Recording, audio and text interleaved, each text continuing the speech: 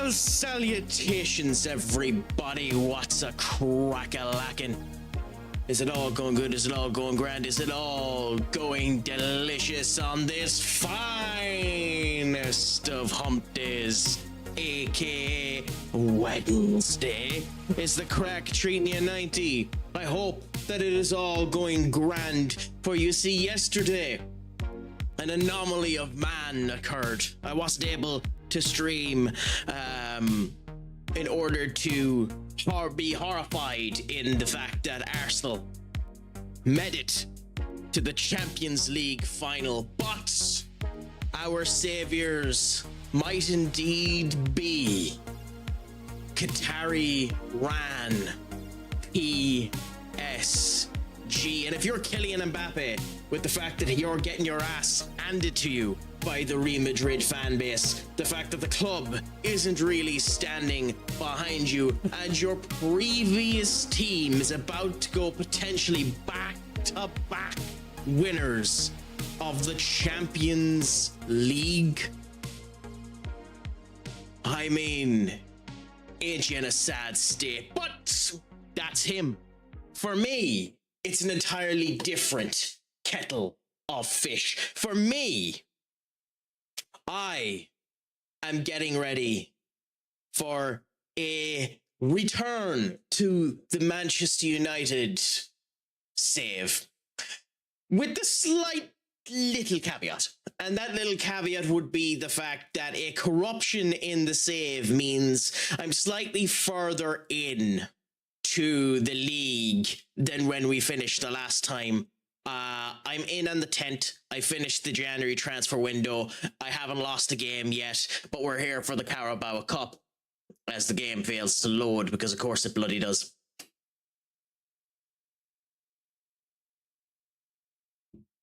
Wouldn't be a crack stream if something didn't go wrong.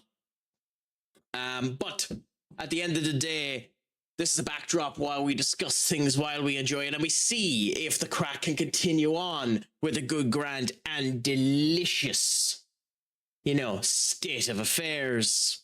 So, Senior Duck, it is a pleasure to have you in again today, my friend. How is the crack treating you? Have you been getting up to anything good, grand, and delicious yourself? I see there that you got a simple terminology slip-up, where you were looking at the fact that on Discord I state when my next go live moment is until I'm too lazy and forget about it.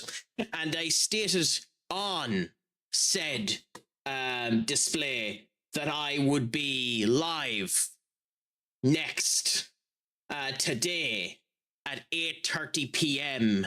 UK time. And he read and missed the fact that it also said 3:30 p.m. In the Eastern Standard Time, because Senior Duck is a fool, and a fool is what Senior Duck is. But with all that being said, I mean, we like to enjoy the crack, pull the piss out of those that are around us, but continue to go on and see how all ends up coming together. So far, we have done okay in terms of this save. We have been injury riddled, but we are on a perfect run of form so far with what we're doing. Southampton, who are a Premier League team, are the team that we have to face now in the Carabao Cup. They have one of our players, Christopher Cups, who's ineligible because he's one of our players, but we will continue onwards and forthwith and see if we can actually vanquish them. It's a matter of, in the Carabao Cup, I like to, and it has been the failure of me many a time. I like to, God, this game is loading like crap at the moment.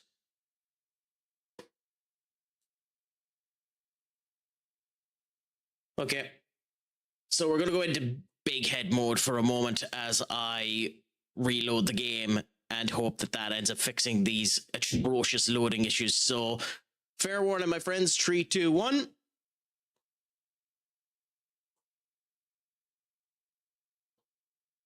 Because it wouldn't be the crack if something didn't go wrong.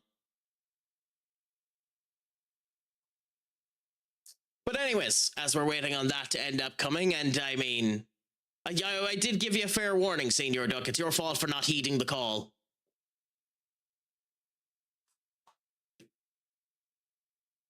Oh, the game won't even crash right. It's typical Craic that I try to be nice and go back to something, and she fails miserably the second that we do it. Running fine up until now. And then she just falls to the wayside. But anyways, my friend, have you been doing any charity work today? I know you previously had turned around and said Wednesday was the big day when you done your charity exposés, Senior Duck. Have you been getting up to anything good, grand, and delicious in the last wee while, my friend? Myself, you know, it's been the usual crap. Work, enjoying all of that, seeing how she clicks together, and, you know, looking forward to potentially the future, as we end up seeing. But, you know, got our run out, got the walks into place, 10,000 steps into occurrence, the Craic trying to become fit and machismo. Was talking with Soranis there recently about more about the IRL stuff if things go bad in June, where I could end up doing more live stream stuff if I potentially was to travel the likes of South America. That was a bonkersly quick clip, Senior Ben. Ben, my friend, what is a crack-a-lackin'? Is it all going good, grand, and delicious with you? How do you feel about the fact that our Manchester United are officially Champions League participationists next season? And do you think that Sir Craic himself deserves the position of manager to be profound on him? I think that if you're going to give it to Craic, you go with a 1 year rolling contract with a 1 year added ability to go on. So 1 year with a 1 year add-on and go that way. Although I feel they're going to give him a 3 year contract, and I think it's a mistake. But you go what you're given and you see how it's going to end up going. Are you happy with the fact that we're going to end up taking him? Personally, I'm not, because I can already see the cracks in his system. He's playing very counter-attacking football, which I don't have a problem with. I'm not a massive, you must be possession-based football head. I don't give a crap about that. But at the end of the day, you have to be able to at least play your football consistently. It's a high-energy counter-attacking football play. They seemed gassed by the end of it. And will that end up working 3 days out of the week? I would have loved to have seen what he'd done in the FA Cup if Darren Fletcher didn't blow out against Brighton, if I'm honest. I would have liked to have seen the tiny bits of experimentation. At the end of the day, Kobe Mainoo signed a new contract. People are saying he's getting the best out of Benjamin Sesko. I think Benjamin Sesko is starting to click with Amrin, but, you know, it bips and bobs. Ahmad has degraded. Mbeumo has degraded. Cunha is performing great.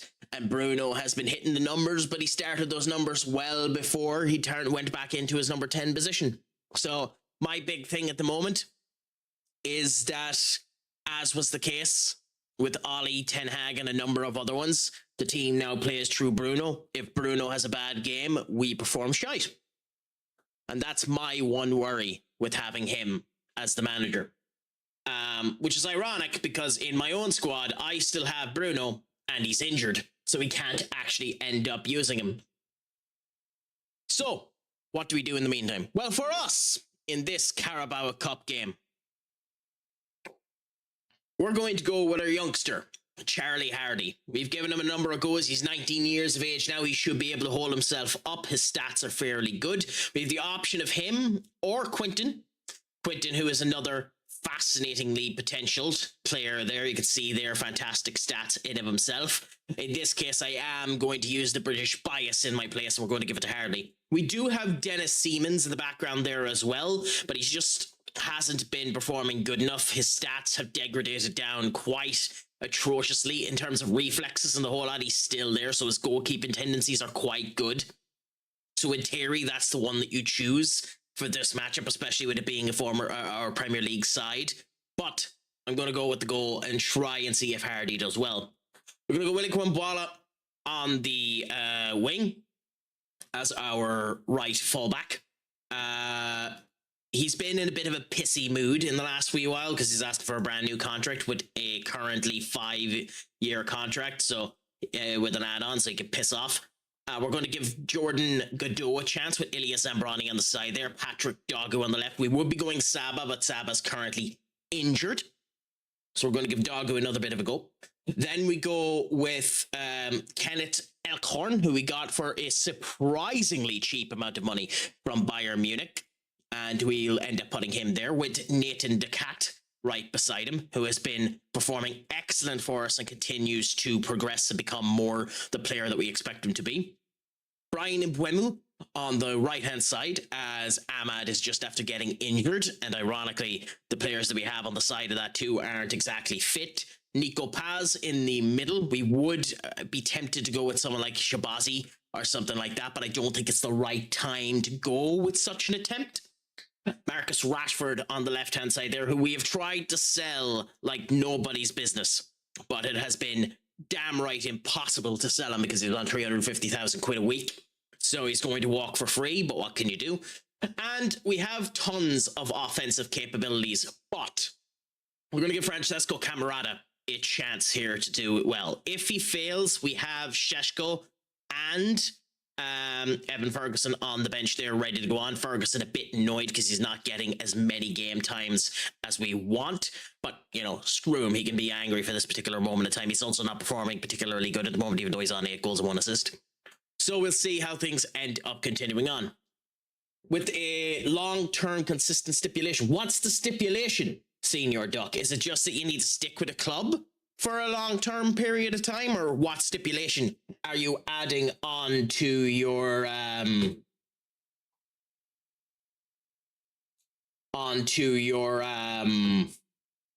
save?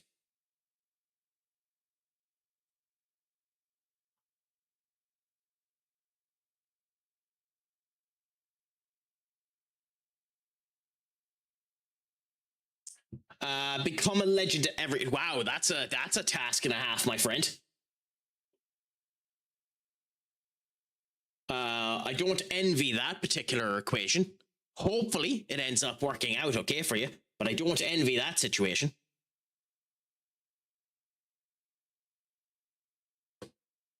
Okay.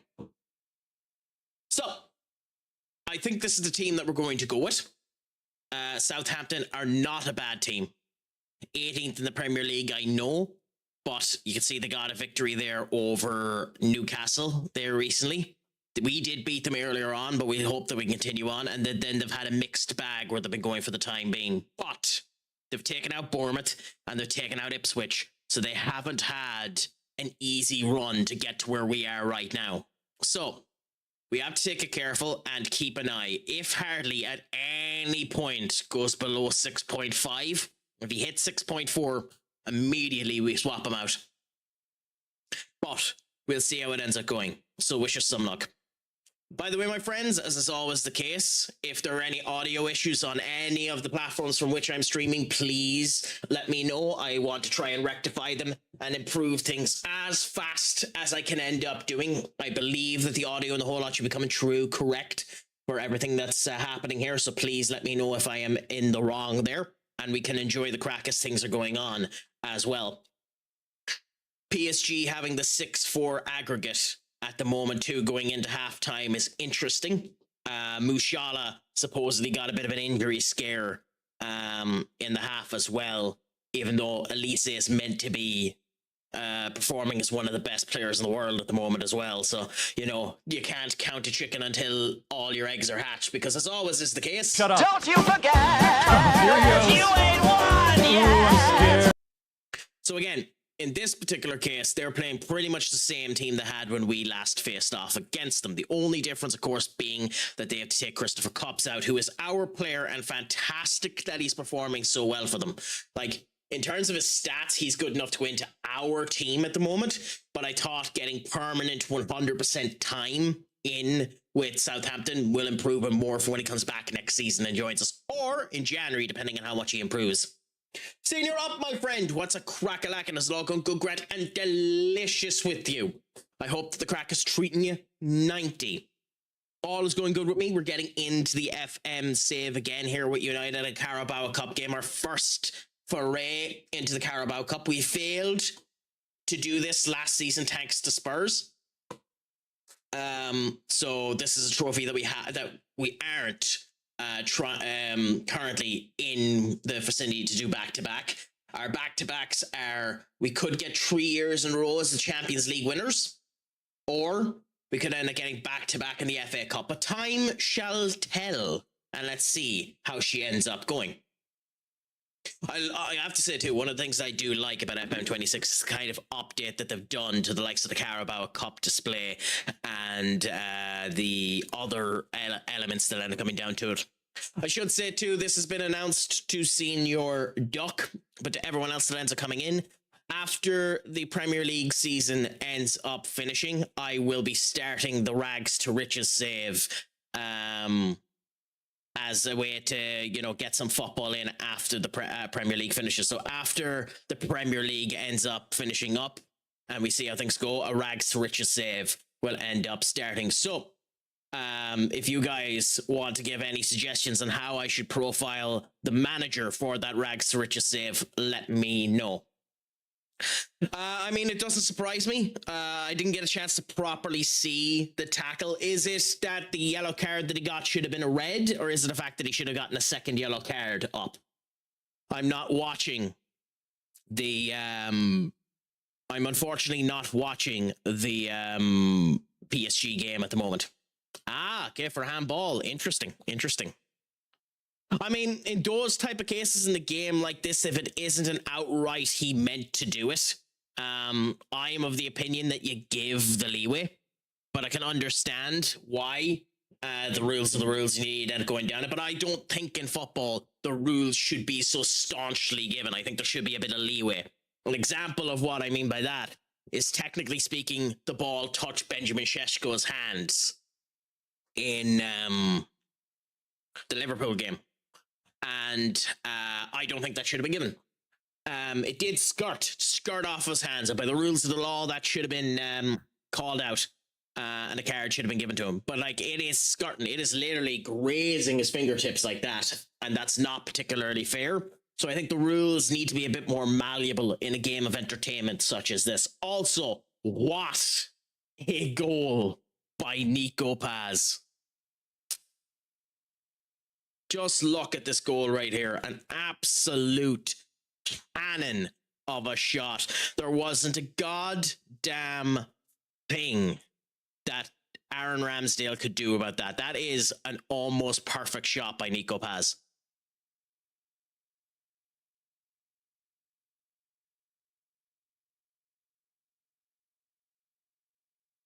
But you know yourself. You see how she ends up cooking and continue on anyway. Can we keep it though? The fact that we only have 2 shots done at the moment is semi-concerning. But we see how she ends up cooking. Paz now, and another rocket by Nico Paz, and that's what you want to see. Well, Paz is having a game of his life at the moment. Like, you have to feel sorry for Southampton, because there's nothing you can do when you have a player that's shooting with the pinpoint accuracy of what Paz is doing there. Like, that's astonishing. And to be honest, better defending should be done. But we're giving a couple of young players a chance. I'd like if Camarada was a bit more in the game, if I'm honest. But again, 12 shots taken, 3 on target. We need to be a bit more proficient in it, but we see what ends up happening. My current confirmation can be a 70% win rate over 2 clubs in 11 at bit preseason. We scored tons, but we ain't great defensively, which is like, that's not that surprising, even though you technically have a back 7 when you're in your out of play situations. But like, it's interesting that some people still state, and it looks as though it is accurate, that in this game the best formation to do is strikerless. I refuse to do it. I want to have strikers. But it seems like in this game it is still best to go strikerless. I might also start a road to glory kind of save, thinking FC Benidorm. Now, you don't have to do something to placate Benakage up now. I know Benakage is a good friend of the channel and the whole lot, but you don't have to stroke his ego, you know? You can choose a different club and just enjoy it, you know? No, I've never heard of any of them. I must admit, I've never heard of it.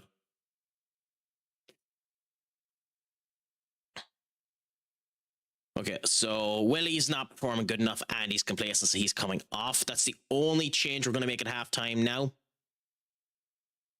Marcus Rashford could be one, but we leave it for now and we go with this. Why? I'm guessing. I love Johnny Vegas, by the way. I don't think he's as good as some people end up saying, but in general, I love Johnny Vegas. I think he has an awesome style to him and the whole lot.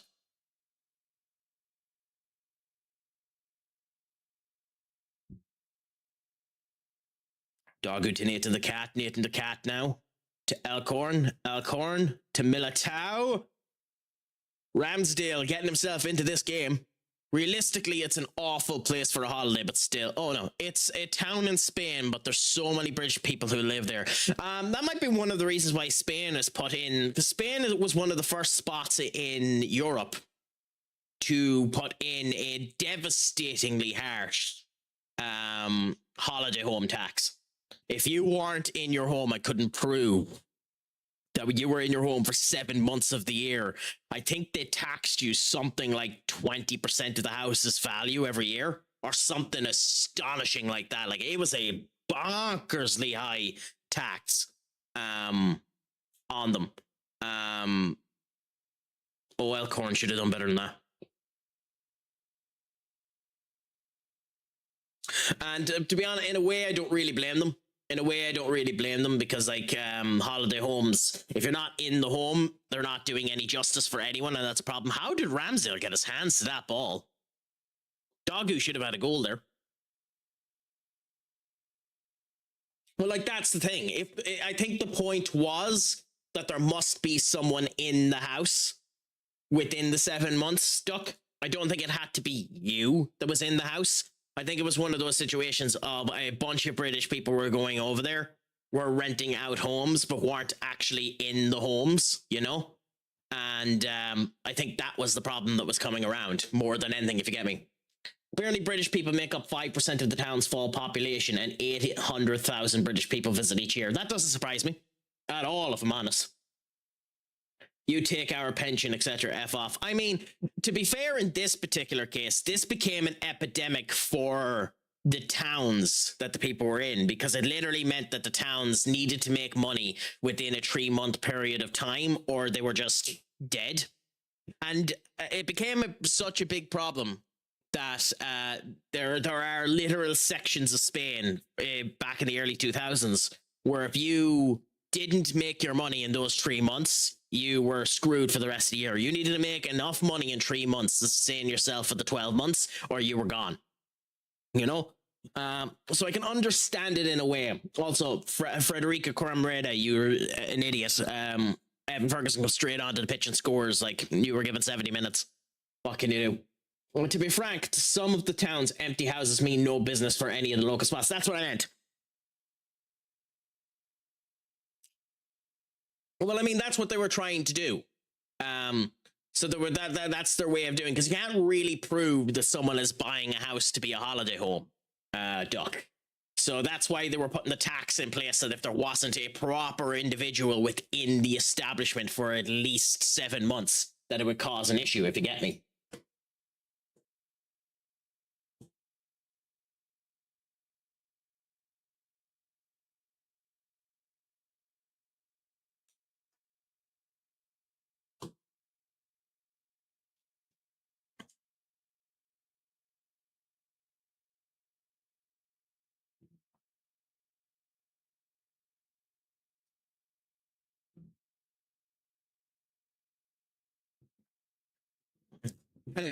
Sesko with a nice little goal there for us, so we're getting a fantastic result out of Southampton, which is beautiful for us to see.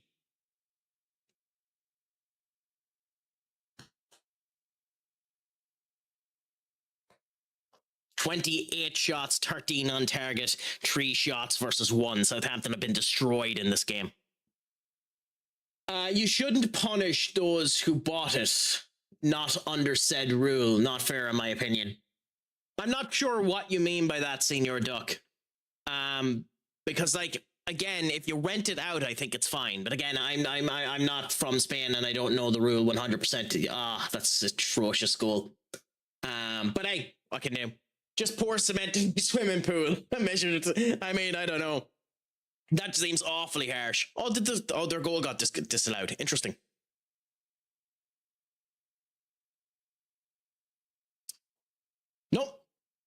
Nope, I'm half Irish, half asshole. I'm surprised you didn't know that. I'm genuinely surprised you didn't know that. I thought everyone knew that. But a 4-0 victory for us. Arsenal beating Chelsea. Interesting. Fabio Silva ended up having a horrendous display for them as well. But we get through to the next round of the Carabao Cup in a good formation there, a good display. That's what you want to end up happening. So we see what happens next as we continue on.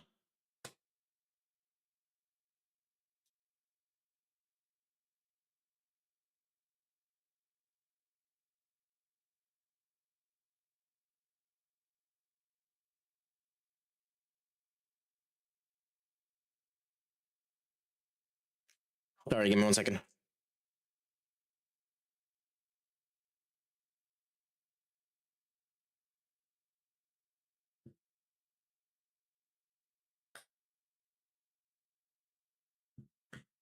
Okay, this seems to be part.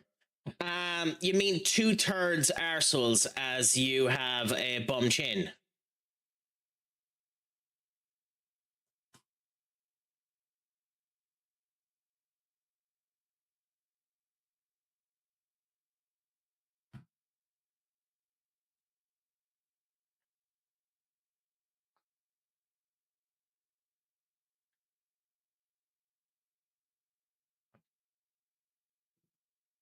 Off is a direction you can fuck.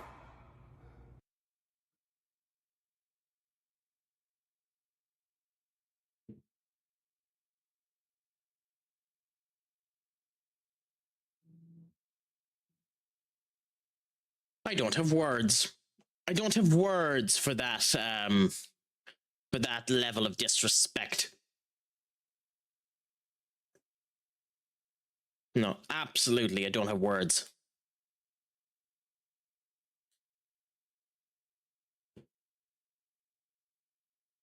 I'm appalled.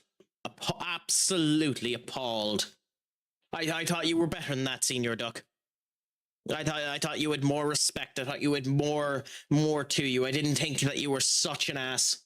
But I understand it now. We have to treat you with the same gloves that we do Senior Up and Mistress Katie. We have to treat you at the same level that we treat them.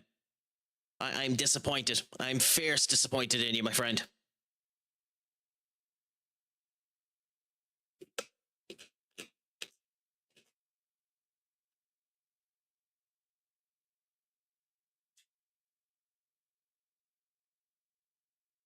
But anyways, enough of contemplating what horrid nature Senior Duck ends up having. We continue on and see how things go. Senior Up, thank you so much for the subscription, my friend. You are a gent and a scholar, and you did not have to do that. It is an absolute pleasure to have had you do it. And, as is always the case, when a subscription of 500 bits ends up coming in, I end up giving the awesome individual that ended up doing it 5 push-ups. So we'll do that for you now, my friend.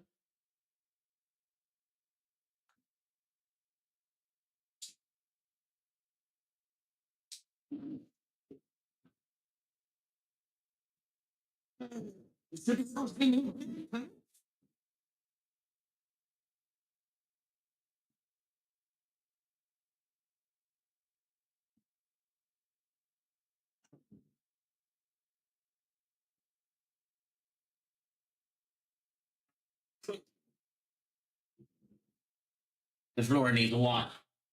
But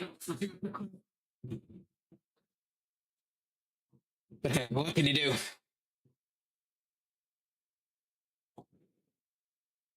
Anyway, we enjoy that and we continue on and see how things end up coming together. Genuinely though, thank you so much for the subscription. It's a pleasure to have gotten it off you, seeing you're up. It's always a pleasure whenever anyone ends up doing it for us. Genuinely, it's more than I deserve and I love it. Crack at it tonight, my friends. I've been okay, just spent most of the day at my neighbor's. Well, hey, that's a great way to end up spending it, my friend. As I said, mine was work, followed by running. Well, not running, but getting the steps in. I'm on a new workout regimen this for the next wee while to see how things end up going, and means that my legs and the whole lot are sore, but we do what we can and continue on with greatness and efficiency, grandeur, and appeal.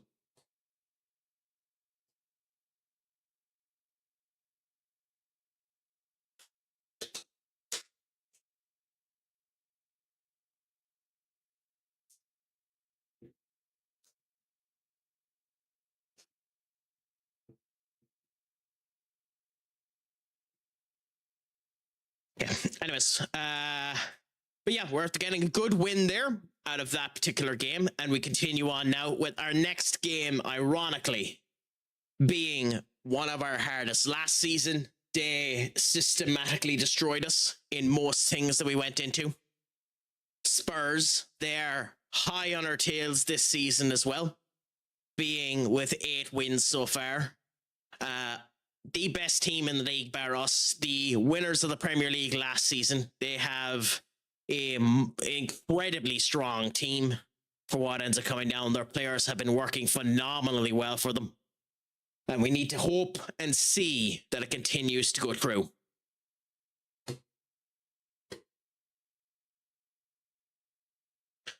It is definitely the game where we play our strongest squad. No hampering of it. No elements in it that don't end up making it to what we end up doing. We need our outright strongest squad in place. This is potentially the game of the season for us in terms of how things end up going. But we'll see how all ends up coming together. To be honest with you, it's something I don't even like to joke about, senior up, that I could be the one that would end up joining Danhausen, because legitimately, I'd do it in a heartbeat.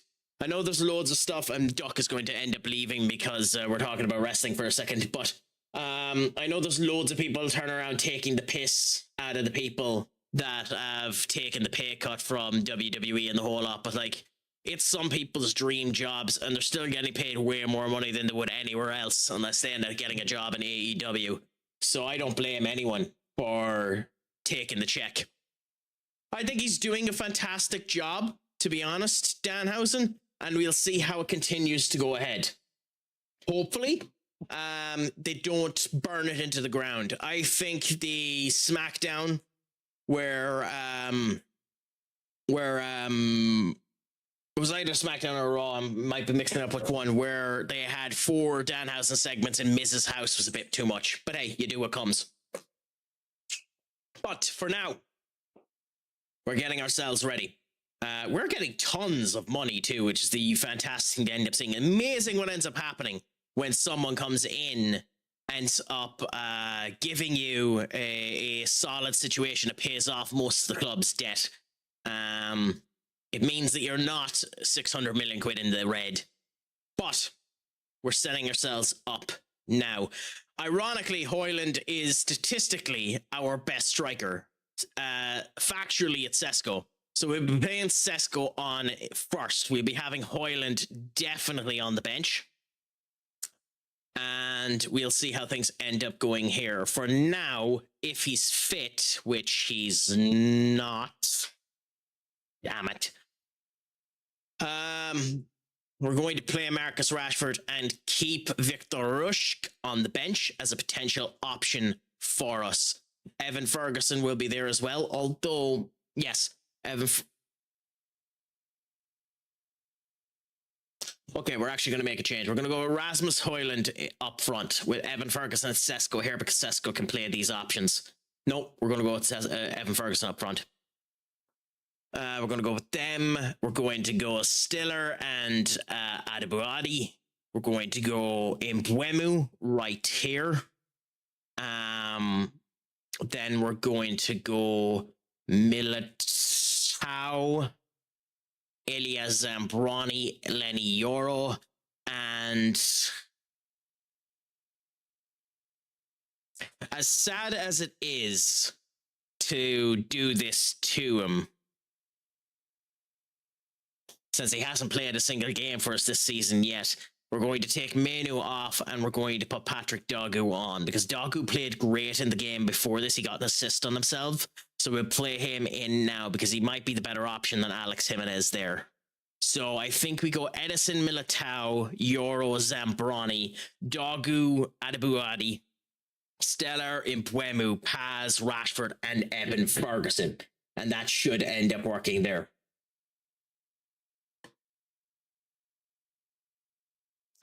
I believe that song request is after working. Yes. So that should come true for you now, Senior Up. Let me know if it doesn't. But I'm listening to it as well, so I should end up getting a sign of it. But I don't like going into this game with someone whose sharpness isn't up to a high enough degree. But I think we have to.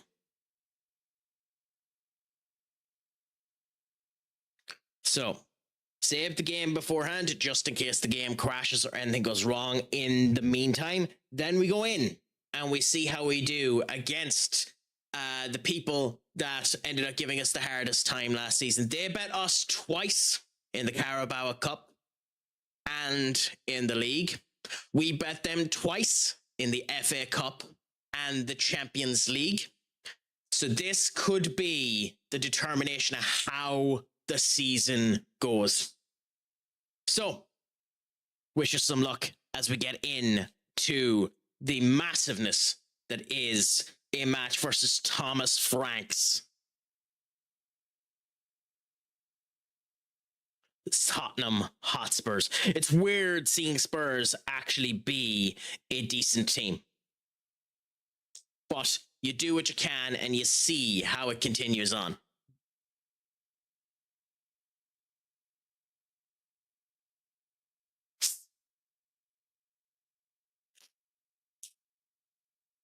I forgot how good most Bastille songs are. Like, they're genuinely unbelievably good songs. They always do well in Europe in FM spuds for the last few years. To be fair, I haven't had a save in general where they haven't been very, very good. They're good in almost every save I end up doing. Ange Postecoglou, when he was their manager in FM24, became goddamn busted. Hugo Lloris, after he becomes a manager, becomes the second coming of Pep Guardiola in terms of his stats and the whole lot. He becomes a goddamn freak of nature that will wreck you into next week if you're not careful. I don't have a skip function. Sorry, Senior Duck. I should actually. That's weird. That should work. Give it a second. Well, that's funny because maybe I don't have it active.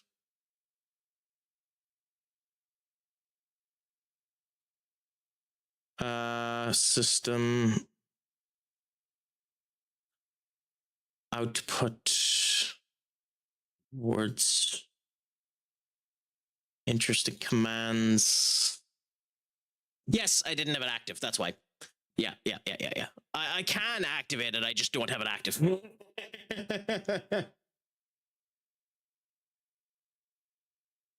No, he was doing a mean. He's just trying to cover it up.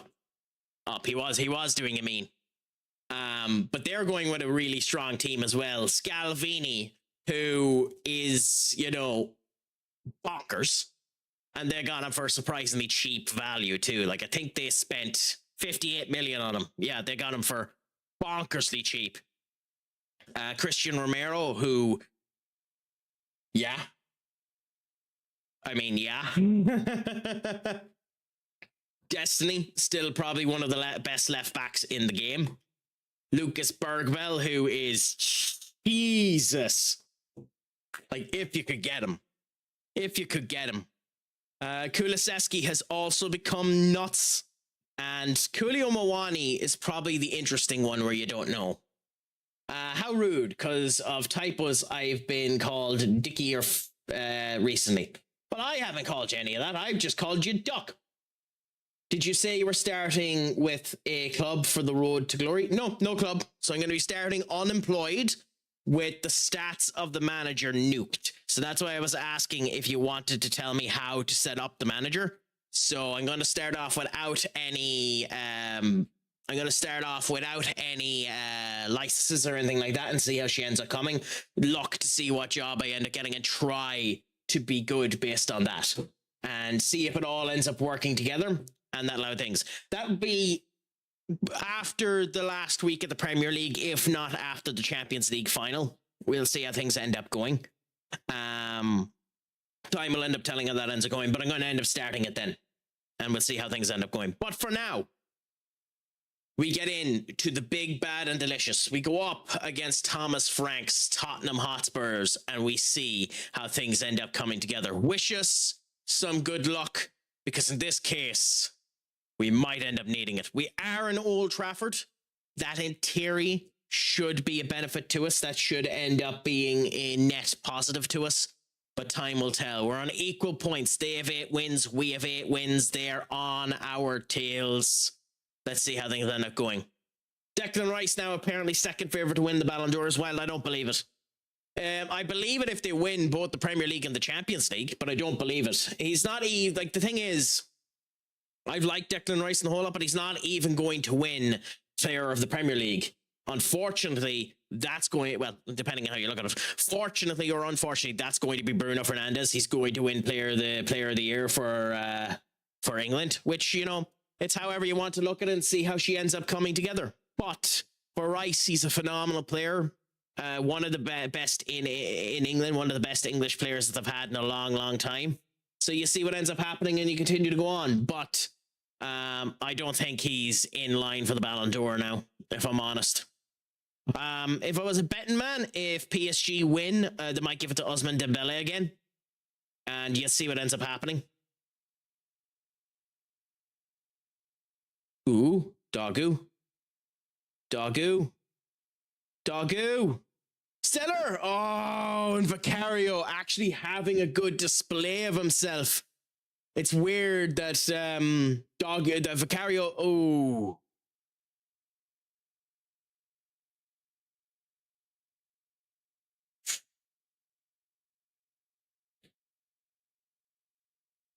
Lower leg injury. That could mean a lot of things, but we'll see how it ends up coming. For now, we go with Rasmus Højlund.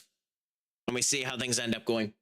I think Kane probably should win it as well. He's just after, like, he's like, this is insane. He's not even 3 years in the Bundesliga and is already the 10th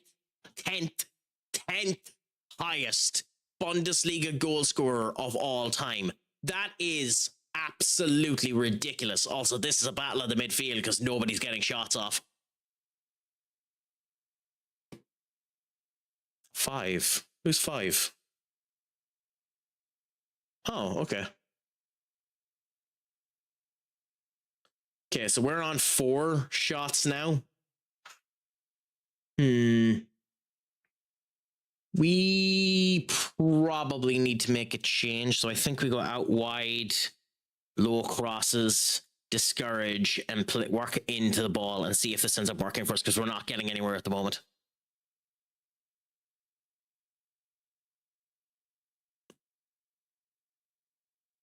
It's a very equal game at the moment. A draw is a good result for us, but we really don't want to draw at the end of this. We want to get an actual result out of this. Tons of corners and nothing coming down to it. Fair to say PSG have been way more solid, but I was always of the opinion that if PSG got through this game, PSG were winning the league. Winning the Champions League, genuinely. I don't see how they don't. I don't see how Arsenal surpass PSG, if I'm honest.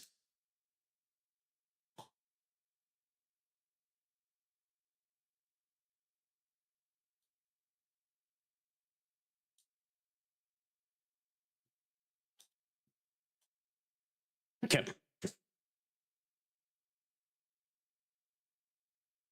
Okay, cool. But we'll see how things end up going. This is a bad start for us, a bad display. The fact that we've already had to make 4 changes is unfortunate. 2 of them due to injuries, 2 of them due to players performing disastrously bad. If they score now, they're winning this game because I don't see us getting back into it, so we need to have a bit of gumption about us. Willie Kwambala with a nice tackle there. Sesko now playing way deeper than he normally would like to, but we don't really have a choice in the matter. Kwambala now up. And Sesko! Oh, he's playing as a cam and still gets the goal.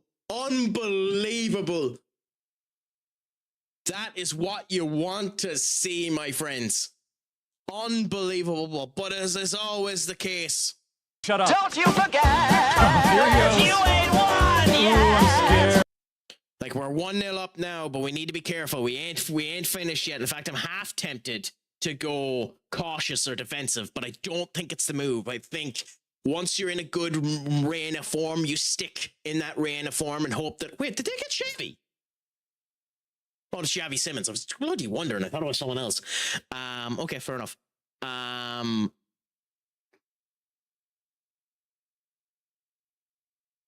If they score now because you played that. Oh, you scared me for a second up.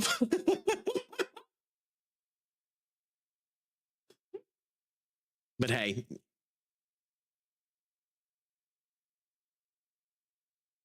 Yeah.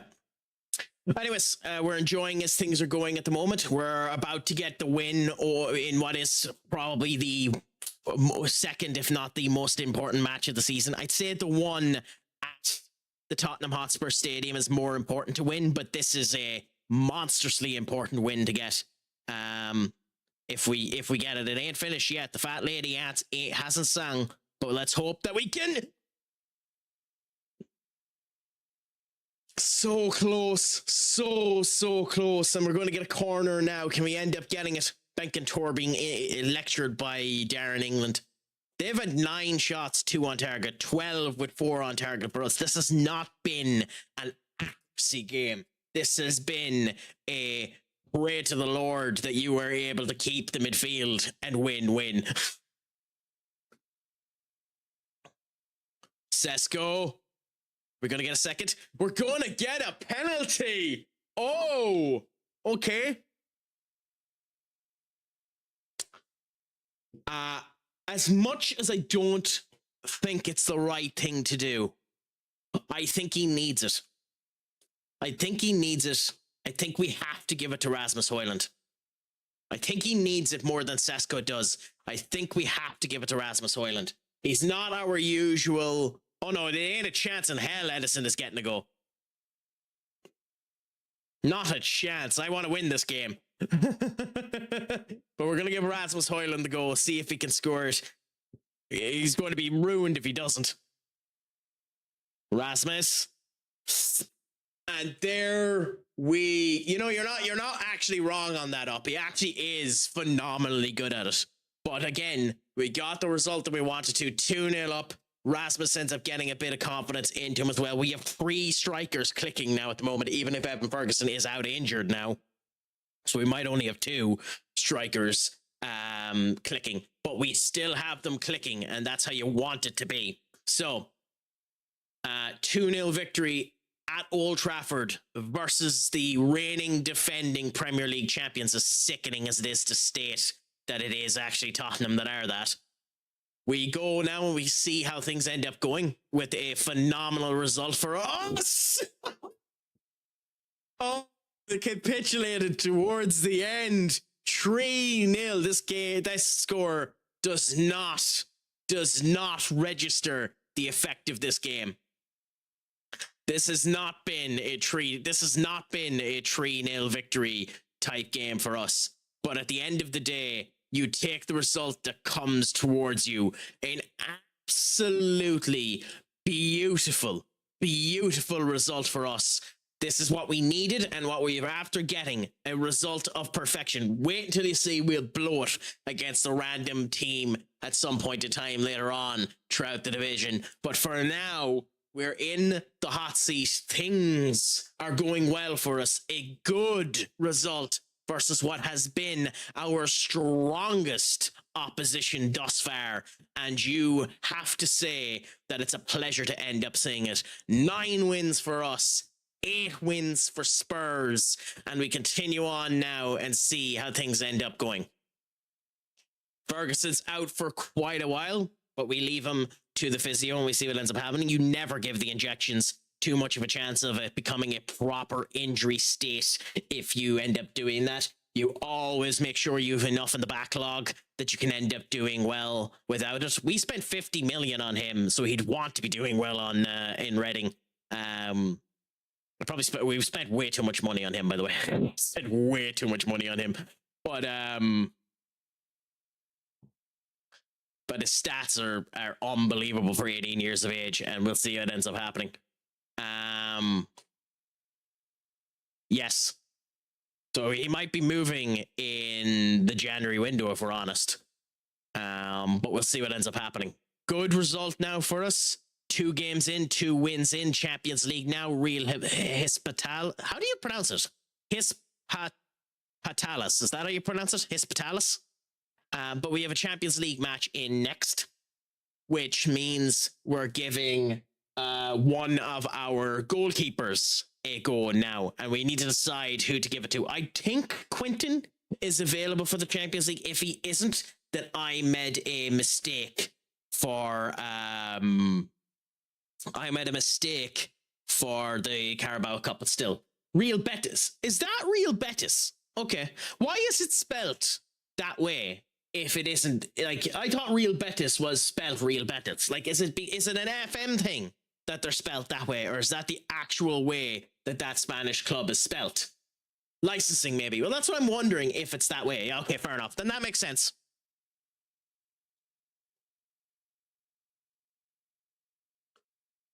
You know, if that's the case, then that's it. Because I know I've seen Anthony DeSantos playing there before. I don't think he's there now. In fact, I know he's not there. I think Anthony was sold to PSG or something like that in this save. In fact, I'll check it after this. But yeah, I also know that some of the other clubs that stick to the way that they end up going is different as well. Anthony, A-N-A, not S, Craic, A-N-T-O-N. Why? I'm almost positive you can find him this way. Maybe not. Yeah. So Anthony was sold to goddamn PSG. Why? Heaven forbid if I know. He's only played 2 games from the bench. He's had fairly good games from coming on from them. Why they bought him, I won't know.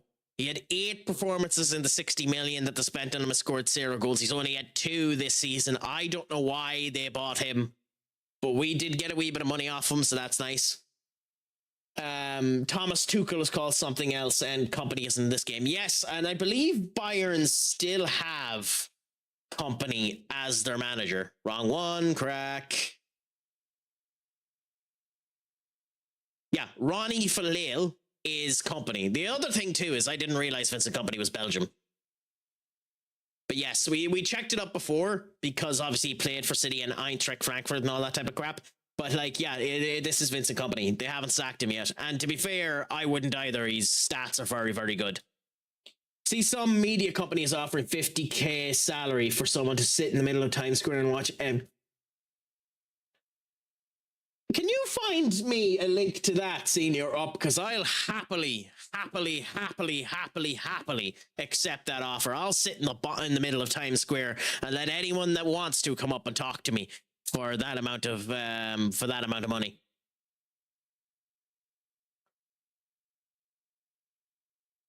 I do think it's kind of daft. Well, in a way I do, in a way I don't. I understand why people have control over their own licensing, but like at the same point in time, it is daft that for these type of games that you can't get the licensing for some players. Fox are hiring. Oh, okay, interesting. A football fan to watch every World Cup match. Okay, well, I'm going to end up reading that straight afterwards and see if I can apply for it, which I know that I can't, but you know,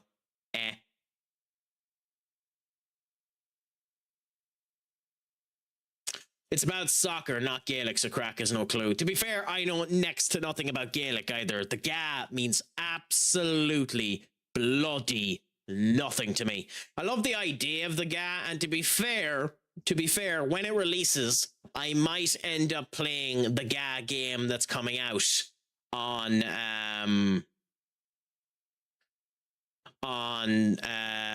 Steam. I might end up playing the Ga game. But to be honest, I know next to nothing about the Ga. I believe I have it on my wish list. Give me a second and I'll look. How do you look at one's wish list again?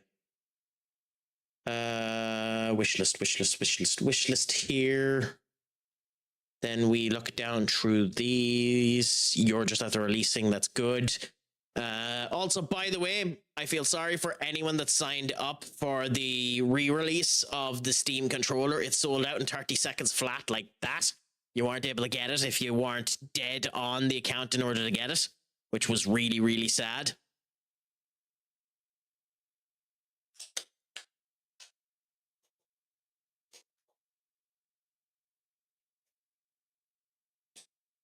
Yes, so this game here, I might being the key word. There's no obligation that I'll end up doing it. I might in the future end up doing this.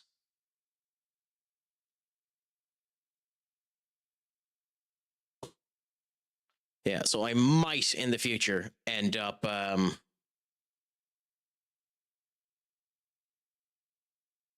playing this game here, because to be fair, it looks interesting. Like, it's PS2 graphics and the whole lot, but like this game ain't exactly much better. But you know, the fact that the developer is called Bok Egypt is absolutely fascinating. It has a cool old style to it on the whole lot, and we might end up giving it a go just for the gish to see what it's like. And you know, considering it's a bit of the Ga, we'll see how the Craic ends up coming through. We might give it a go. Like, it's releasing in 3 weeks' time. We'll see how it ends up coming. It does say that it requires a controller to play, but like, it looks somewhat interesting. So we might actually end up giving it a gawk and see if she ends up coming down. It is kind of going for the idea that it's going to be a FIFA kind of showcase. But hey, we'll see how things end up going, you know? We'll see how things end up going. Potentially, that might be something comes onto the stream later on.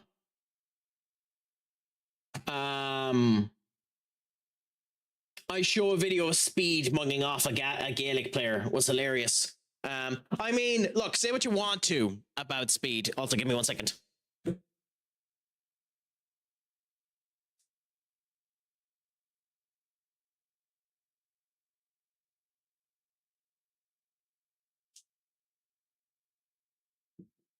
Say what you want to about Speed. The fact that in his African tour there the other day, he ended up on stream fainting 2 times, and his bodyguard and clientele that were around him didn't tell him to finish the goddamn stream. Screw your goal of streaming in 5 different something like 5 different countries in the same day. Screw your goal. We need to make sure you're okay. Is a different kettle of fish. Like, you have to feel a wee bit sorry for the poor fool that he went through that. But hey, what can you do? I mean, he's probably the most influential streamer of all time at the moment. He probably has a greater social zeitgeist than PewDiePie and the whole lot. He's probably the most famous. He's probably the most famous streamer of all time. Like, even mainstream media is getting into him. Like, the fact that he ended up doing the Logan Paul jump and had a match at Mania is a showcase of how he's getting into the mainstream publicity. So, you know, you see what ends up happening. He has a death wish. I'll advise close supporters, or at worst, has no brain cells on his visors doing, similar to Sonic. You okay there, Steam? Done with unbelievable skill. Almost got his head caved in, having his head out of a moving vehicle and said, I'm a professional streamer. I mean, to be fair, He didn't. His head was never close to any of those poles. It's just camera angles that made it look different. But I can understand why you would think that. And to be honest, it's daft. It's something you shouldn't end up doing. He was doing it because the inside of the bus looked crap. And he shouldn't have done it. He shouldn't have done it. That's not me placating that he was right for sitting out of this bloody window of a moving vehicle. You should never do that. But to make the persuasion that he was actually in danger, that he actually almost hit himself, it just isn't the case. That isn't what ended up happening. But like, you know, you should keep yourself inside of the goddamn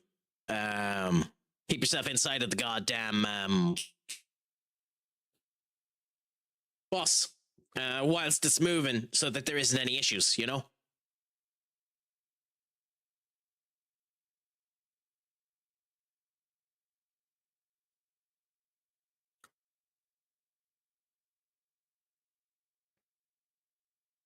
Okay, so we made a mistake with Quinton. We should have played Quinton in the Southampton game. So in the next Carabao Cup, we'll play Quinton.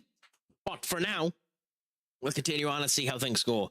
Militao, we're not going to play in this game because he's still slightly injured. Alex Jimenez hasn't had a direct go yet. So in this particular case, we're going to go with Festus up here. I know it's stating that he has... I don't know why it's stating that he has no ability there. That's literally where he's training at the moment. In fact, we've changed his positioning to be there, haven't we, in his training? Yeah. Interesting. So we'll try Festus there. It's probably a mistake, but we'll try it. With...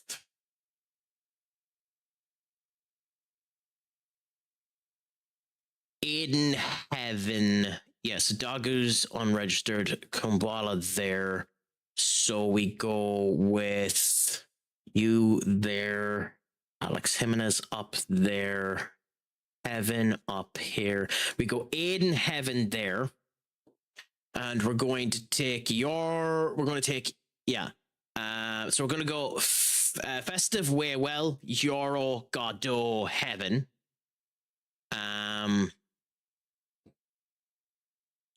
Matev.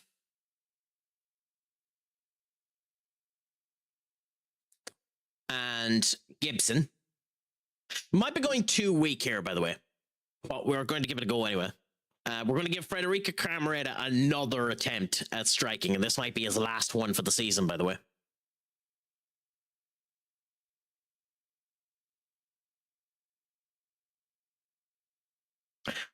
Ellington on the wing there, which again, we might be going too light here. We might be shooting ourselves in the foot quite strongly here.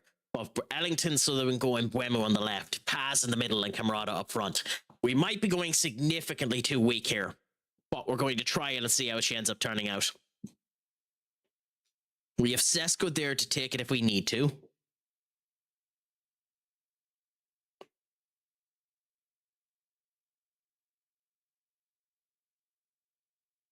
Yep. So,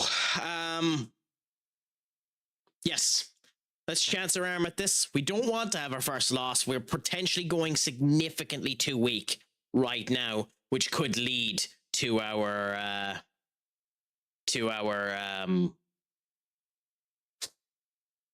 first loss, but we'll see what ends up happening.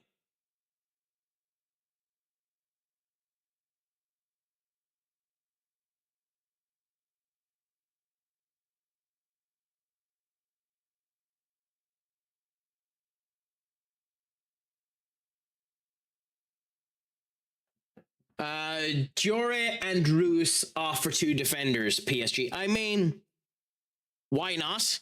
You already have a 2-goal buffer. There's 10 minutes left. Why not park the bus? Why not park the bus? You're making it to the final. You have no real obligation to do any more than what you've been doing. Why not park the bus at this point? You know? I kind of respect it in a way. If I'm honest, seeing Europe. But hey, you know, whatever ends up working. You go what ends up coming down and you see how she ends up working.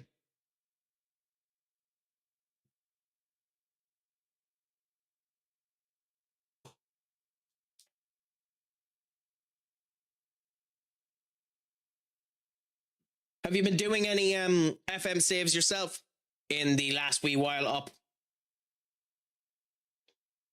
I have to say it too. Desiree Doucouré is a phenomenal player. For someone of his youth, it's kind of unbelievable how well he is. For 20 years of age, the ability that he has is unbelievable. And I genuinely think one of the worst things United ever did was let PSG purchase João Neves. I love João Neves. There's not a chance in hell we'd be able to convince him to leave PSG, because why would he? But if you could convince him to leave PSG, he'd be my ideal midfielder for us as a replacement to Casemiro.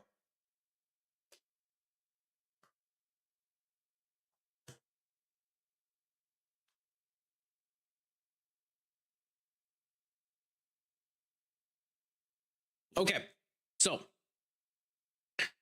in we go again. We have a much weaker team than we'd normally end up putting down. Like, much weaker team. But we're doing well so far. We have a perfect win rate, and we'll hope that it continues on even with this weaker team. Nico Paz has been having phenomenal displays. Aiden Heaven has actually been good when he's been on that wing side. The main weakness of the defense there would be Festus Waywell, but he's performed well when we've ended up putting him down there. Hardly would be a bit of a concern too, because he's not as staunchly, resolute as Edison, but he's been playing well as he's been down there. Gibson and Kishlak have been doing phenomenal with each other as well. And Ellington is a newish enough signing and looks like he'll be a thing. I mean, Karfashkeli would want to be phenomenal. Like, they spent, 80 million on him on the January transfer window when they bought him? Like, say what you want to about the fact that PSG haven't really been signing Galacticos. They haven't not been signing Galacticos at the same point in time as well. They've been signing properly, high-strung players. They're just not media-intensive players. They just don't hold the media's attention like nobody's business. Also, what a goal by Godot. What a header. That's how you want to see a goal coming from a corner. Kishlock with a picture-perfect header, or picture-perfect corner, and Godot just wallops it in past Valles. I mean, I wonder how Harry Kane feels now about the fact that he's out of the Champions League. I don't think this would be enough to convince him to leave, but based on what I know, I think his contract is soon-ish coming up. I think he only has one more year on his contract. What the hell happened there? Gee Louise, what happened there? We almost conceded an own goal there. I think that was a Heaven almost own goal, or was it Godot? One of the two of them almost scored an own goal anyway. That's insane. Either way, I think it's the midfield battle that we're losing. Which is interesting.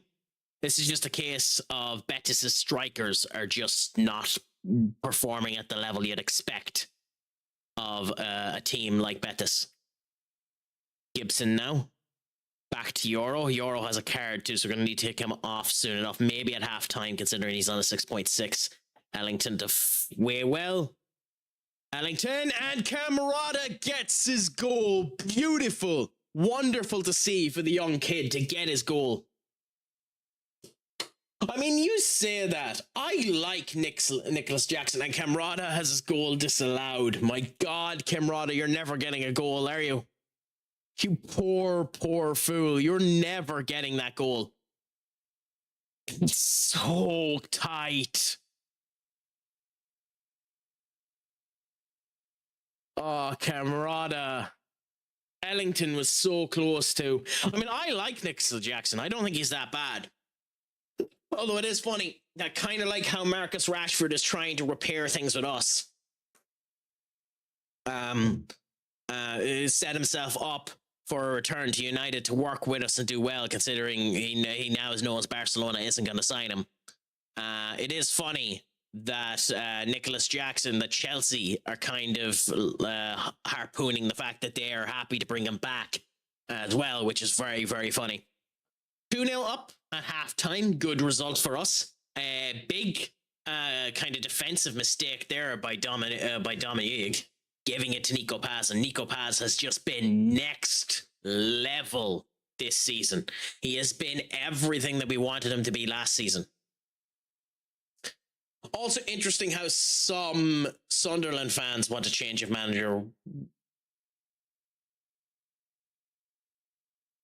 I didn't hear Sunderland fans complaining about him. Like, I thought Labrise was doing. I thought everyone was resolute on the fact that Labrise was doing a good job at Sunderland. You know, like, I don't know. Maybe you've seen something I didn't. I didn't hear about that. They're idiots, to be honest. Absolute idiots to have that opinion of him. I know the second half of the season has died down a bit, but they're idiots to have that opinion. Some of them say he's taken them as far as he can.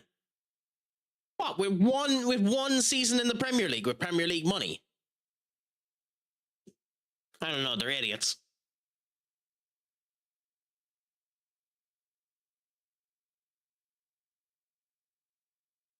No, I'm not.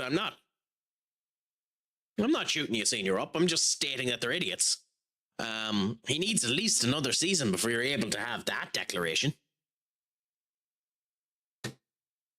Ooh, okay. You know things are bad for them when they're making 3 substitutions like that. And Camarada, unfortunately, might need to come off as well, which is slightly unfortunate.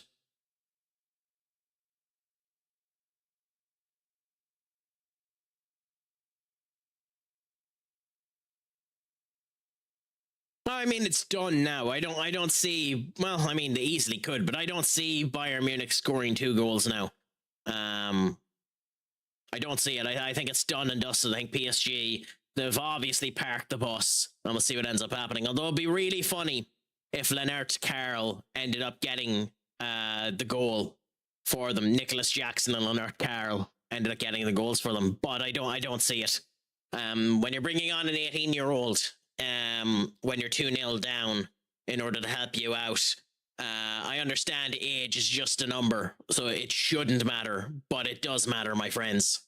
And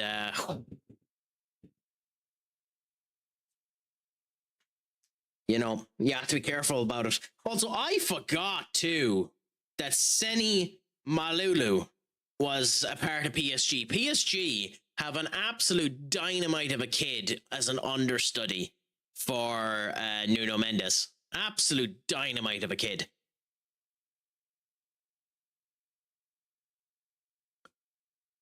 God, Camarada is so bad.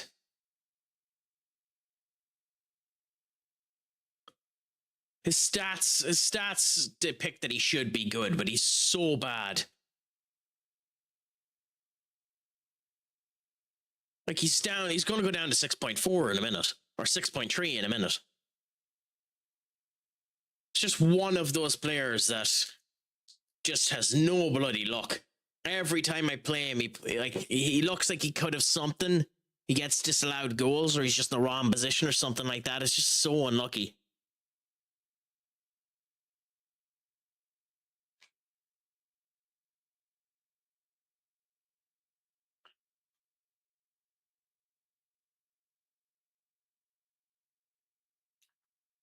I don't know if you blame that on Mbuemu's run or Heavens trying to intercept. I don't know. Gibson, Heaven, Gibson, the referee getting in Gibson's way. And good save by their goalkeeper, even if Kalash kind of did put it directly at the keeper. I wonder if that was Nico, not Nico, Nathan the Cat, if Nathan the Cat would have scored. That seems like the type of goal Nathan the Cat might have scored. Ooh, Ellington. Oh, Valdez with a beautiful, beautiful stop. The 18-year-old seems to be doing well for himself, I must admit.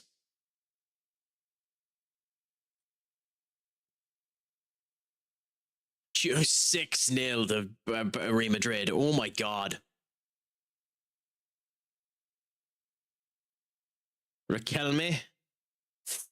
Okay.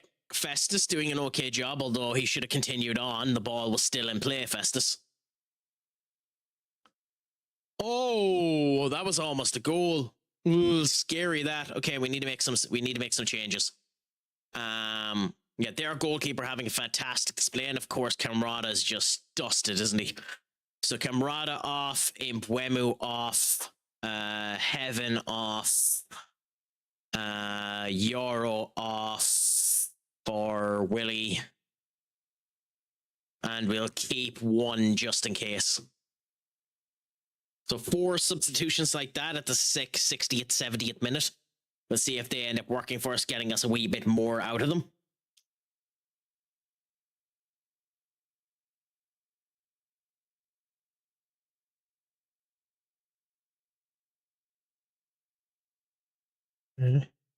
I mean, it seems like a stalemate in the midfield now.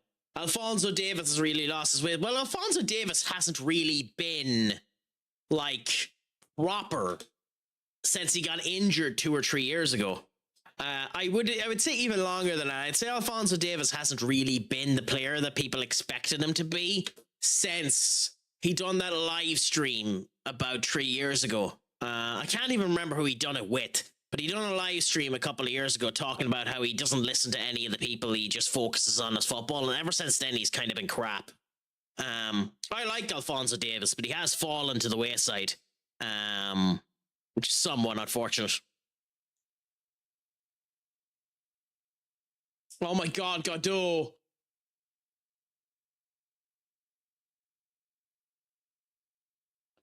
We're just lucky that their strikers are shite, because they easily should be 2-2 after that. Like, why they moved Ez Abde up to striker instead of Hernandez is a miracle. Miracle. Because we should have been drawing at that. Godot made an atrocious mistake, and thankfully their striker just didn't do anything with it. I don't know what the hell they were thinking there, but we got blessed. Blessed. By the end of that goddamn match.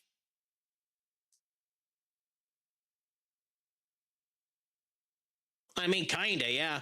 But it's funny, too, because the amount of supporters that will be on their side, too, just so the Arsenal fans don't go nuts. Because I know, well, now, Goldbridge is a bit of a petty prick anyway, but I know he was mentioning that there's been 5 teams that have won the Champions League, have not lost a single game throughout the entirety of the campaign, and the Arsenal fans are acting like it's their invincible season. The fact that they're going to potentially win the Champions League without having lost a game, and he's not 100% wrong. They are kind of overblowing the pudding a bit, but it's 20 years since your last Champions League final, and you have the option of winning it. You can hardly blame the fans, you know.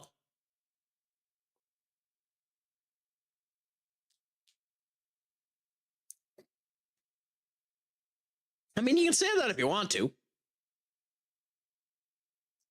But you can only face what comes up against you. And Atletico Madrid did take out one of the best teams in the world in Barcelona. It's not Arsenal's fault that Barcelona decided to have an off day against one of their rivals in Spain. Like, Barcelona are 11 points ahead of Real Madrid. You can only beat what's in front of you. And Arsenal have beaten what's in front of them, you know? Yeah, but like, that caveat will always be put into place. There's not really much you can end up doing with that caveat. That's just always going to be the case. Did they have a release clause of 180? 148 million? Or, because like, genuinely, I'd love to get him. Yeah, because he has a release clause. There's no way we can afford it, but I'd love to be able to spend that on him. Well, yeah, well, that's the thing. Like, you never know. You go up against what's there and you see what happens.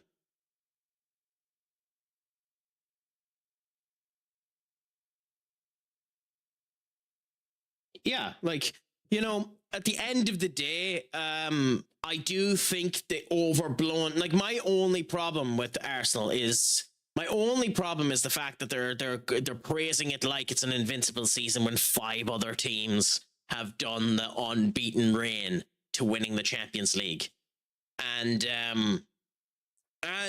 more so the fact that they're stupidly acting like they've already won it. That's the other thing. An awful lot of Arsenal fans are ridiculously stupidly acting like they've already won it. PSG are not going to be an easy run. Factually, that isn't true. Like, Atletico Madrid were crap yesterday. Sporting Lisbon are not a bad team. They're not a bad team. And Leverkusen aren't a bad team either. Leverkusen have just been going through bad situations. Are they the same level as what Bayern and PSG have went through? No. But like, Sporting are third in their league. Porto and Benfica are the only teams above them. Leverkusen are not a bad team. I refuse to believe what anyone ends up saying about it. The only problem with Bayern Leverkusen is the fact that half their team was sold amongst them. Like, they're 4th in the Bundesliga. I know they're miles behind Bayern Munich, but everyone is miles behind Bayern Munich. Like, they're only 9 points off of Borussia Dortmund. Like, they're not a bad team. Ooh, the spice has hit the fan. 94th minute, Harry Kane with a goal. 1 more minute left. Can he get another one and make it go to extra time? Ooh, the spice. There's still spice in this bag, my friends. That's interesting. That's genuinely interesting. Genuinely interesting. That's awesome. You love to see that type of little spice, but it might be too little too late for Harry Kane to have gotten that goal. It'll be interesting now to see if the referee gives much more time. Like, for the rule of the game, you'd almost want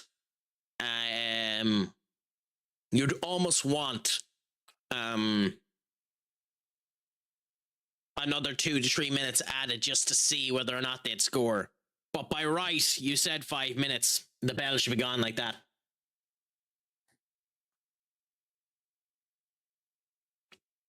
If you can get an image of it, post it, my friend. I obviously haven't seen it.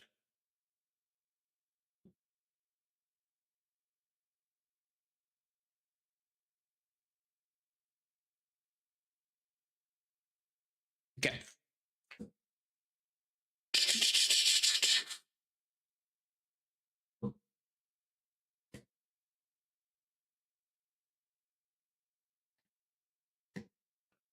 So it's interesting that Jaden is coming across as having trouble with Bayern Munich, because he's a good player.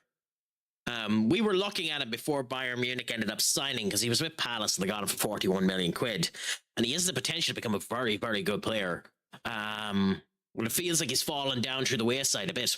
Oh, it probably will be up. Everyone, like, there's sleuths that are able to catch crap like that immediately and post it up. I wish I had that ability to do it. But like, if I was to start doing wrestling actual content now, I'd love to be able to do it, but I'm not quick enough at doing the editing and all that to be proper on TikTok or proper to end up doing it. And it's not easy to blow up either. So, you know, screw it. I'm never going to be that type of thing. Convenient time for Marinakis to get a cramp. I mean, dark arts, my friend, dark arts. You have to perform them. Winners perform the dark arts. Winners perform the dark arts. Jose Mourinho will say it best. The dark arts are there to be used. You must use them when they come around. You know? Leg cramp galore. Fucking play away with it whilst you can. So, I'm of the opinion now that it's going to be a Paris Saint-Germain double. But time shall tell if they are able to do it. I am of the opinion it's going to be a Paris Saint-Germain double. Okay, so we're back in the Premier League. I'm actually half tempted to give Quinton the game, but Brentford are not a bad team, so we're not Well,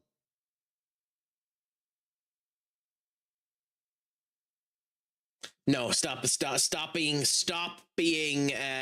daft, Craic. Quentin. So we go with Edison, Militao, Ilya Zambrani, and Lenny Yoro. And instead of Jimenez, we go with Aiden Heavens. So who do we swap here? Move you there. There, Godot there. So I think he needs a rest because he hasn't really gotten one in a bit. So I think we give Ilya Zambrani the rest and play Matthias de Ligt. And then Godot will be the replacement there. Alex Jimenez will be the replacement there and put Aiden Heaven on here. So we go Militao, Yoro, de Ligt, and Heaven. By the way, because I haven't seen the game, you'll have to expand on me. Why do you think the referee has had a howler? Senior up. What specifically did the referee do that was wrong that constitutes it being a howler?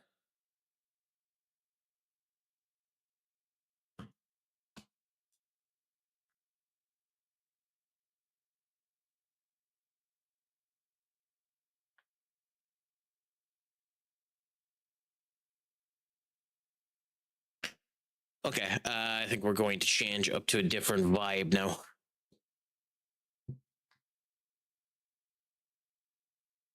Just getting a bit too tame.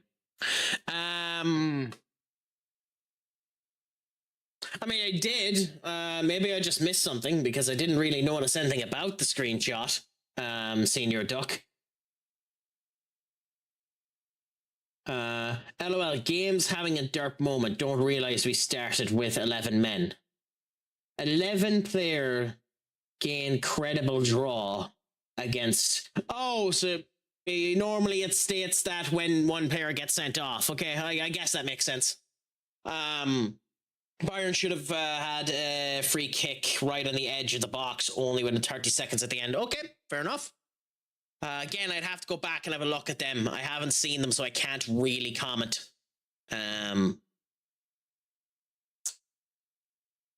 What's your fitness time? 45 minutes, then we're still not doing it. As annoying as that is.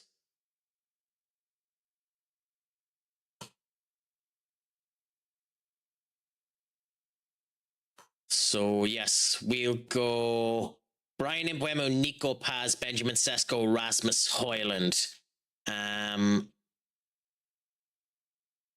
Unfortunately, this now means that Camrada is our striker assistance, which is dangerous, but acceptable.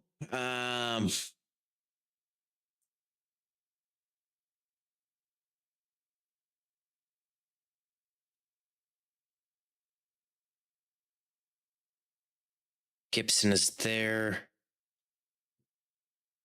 I think we need Paz to have a bit of a break as well. So I think we're going to go with Kobe Manu in the cam position and see how that goes and swap if we need to. Although I'm very happy for Enrique as he's a top manager who's been through a lot. Like what? I don't know much about Luis Enrique. What's he been through? I know there's still a plethora of people out there that think that United will pay to get him out, but I don't think so. Ah, okay, fair enough. I don't know anything about that, so I can't comment. I can't comment. I don't know whether or not that's true or not.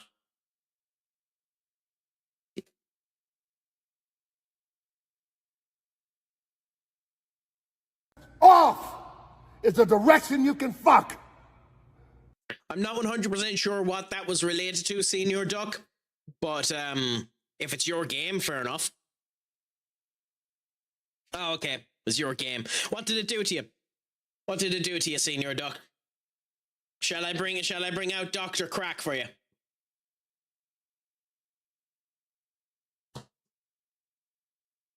Because he can appear if you want. Because I do actually have the glasses here, funnily enough, and I am wearing a waistcoat, so.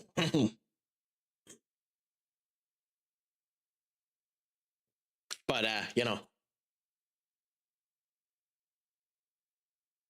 But no, what ended up happening anyway, my friend?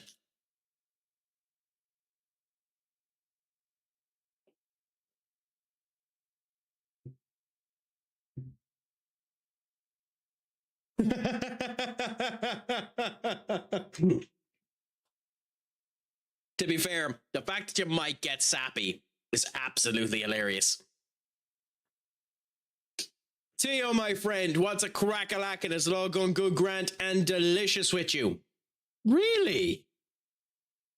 He has the potential to become a phenomenal player. Rico Henry, too, is kind of surprising that he's being dropped. I suppose they're playing Aaron Hickey in replacement of him, which means Nathan... No, Kaede is there. Oh, this is Kaede and Aaron Hickey. That makes sense. But how's life treating you these days anyway, Tio? Is it all going good, grand, delicious? Beto is a good striker, so that makes sense, even if he is 30. And then I have no idea who this kid is. 18. Ooh, okay. Okay. We have to keep an eye on you. What are these stats? I'm doing well, my man, Tio. Just kept going grand, enjoying a bit of streaming, enjoying life, working away in the gym, you know, all the gains in the world, and just seeing how things go. I mean, Naraku is a fine name. I don't know if he has any particular meaning behind it. Like, I know that in Japan it means Hell's Abyss, the underworld, the lowest point, so effectively means evil without being called evil. So it fits him. I know some people were turning around saying that Naraku probably is a better name than evil, but like that's because an awful lot of uncultured people won't really know what Naraku is. But in general, I don't have a problem with it. I don't have a problem with Mason. I don't have a problem with Mason. God, what's the second name? Mason Rook. I don't have a problem with Mason Rook either. My only potential issue with Mason Rook is Mason Rook, because you had Mason Ryan quite a long time ago. I think an awful lot of people might end up mixing it up in that rotation, but in general, it doesn't really matter. It'll take a while for him to get into his place. I think he's one of those unfortunate people that doesn't have the right look. That baby face doesn't suit. If he could get facial hair, he's a monster. He's a monster. But, you know, you do what you can and you move with what you have. What are you up to yourself these days anyway, Tio? Are you up to anything exciting? Are you still in school? Are you working away nowadays? But yeah, we'll see what ends up happening. He has the potential anyway, Mason Rook, to be something great. I like the intensity that he has. We'll see how much NXT and WWE nuke his style. But like, there's so much of a change happening in NXT at the moment that you will see where it ends up going. I mean, nothing wrong with that, my friend. It's a fine old establishment. And so long as you get what you want at the end of it, go into a creed or go into a partnership or a trade or school, it's all that matters. Because the sad truth is most of the people that you know in school leave you anyway, and you won't be keeping them around. So, you know, just move on and enjoy life. Might need to lose some weight for the main roster. I don't think so, because you have the likes of Otis that's there. It's just a matter of will it limit him potentially in the future, but we'll see what ends up happening. I mean, it is unfortunately a sad truth, Theo, but I mean, if you maintain your own personality, you keep yourself up to your creed and what you end up liking and enjoying, you'll find more people that are in your social circles, and you'll make new people, you'll build better friends, you'll continue on, and, you know, this too shall pass, so there'll always be someone there on the horizon. And if not, then you always have the crack here to annoy you. I don't think that Mason will have an issue with his size up, because you have the likes of Otis, you have the likes of Bronson Reed, who are that size and are able to get away with it. It's just he needs to change a bit of his aesthetic.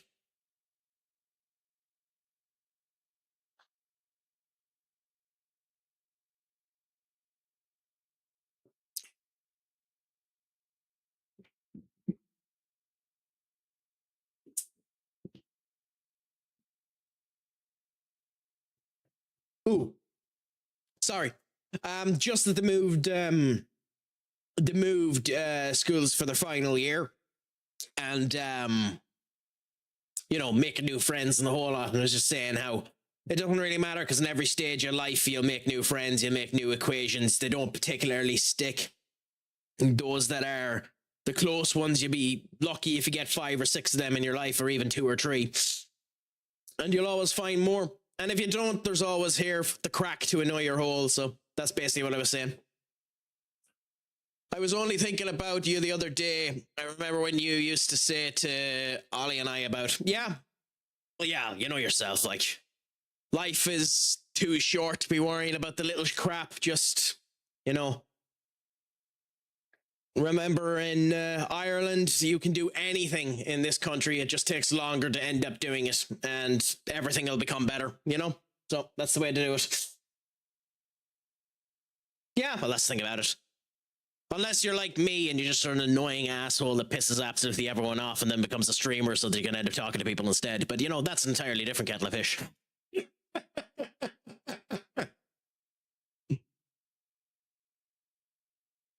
I'm joking, by the way.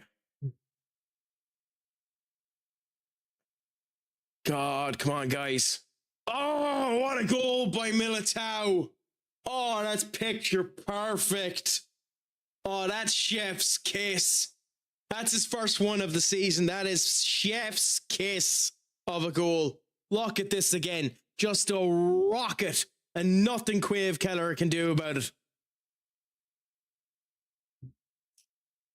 Have you any idea, Tio, what you're going to end up doing after you finish school? Also, by the way, you said earlier on, and I completely blanked it, that you were doing a short story, that you got through a short story. What short story was it? Was it one that you writ? Was it just that you were reading short stories? What type of stuff were you doing, my friend? And your purple cloak was so memorable. I mean, to be fair, there's awful lot of my crap that's memorable, Senior Teo. You know yourself, waistcoats, the whole shebang. Just enjoying the whole lot of it.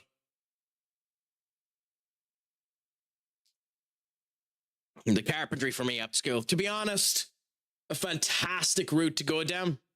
There's a big kind of pull now for that kind of artistry point of view. If you want to go down through the woodworking elements of getting a piece of wood and creating it into its own individual structure, that's phenomenally big now. But like genuine carpentry work, people are trying to go back for it. The only thing to remember when going into that type of thing is to recognize your own value.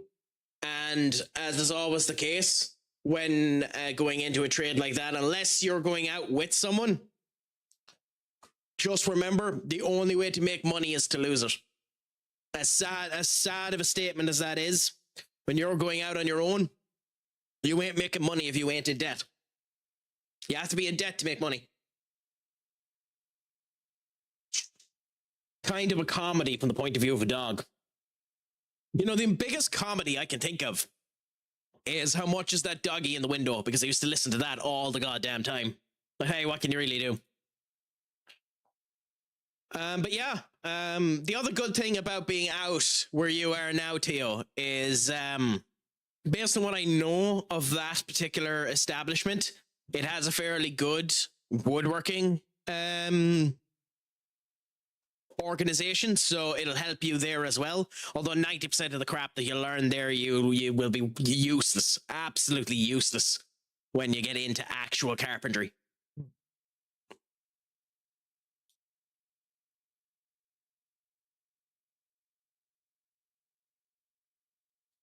Yes.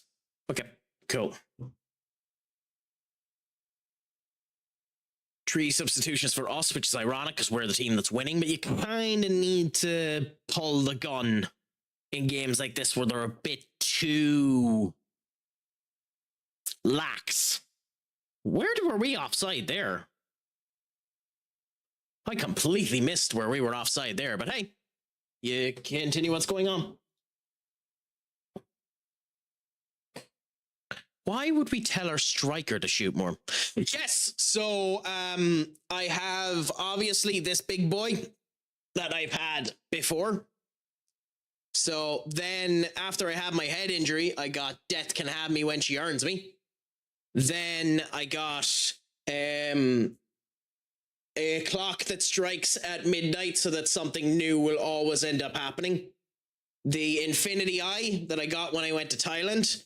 And then I went to Vegas for WrestleMania. So I am after getting a poker chip that's still healing, to be fair, with WM on it for WrestleMania.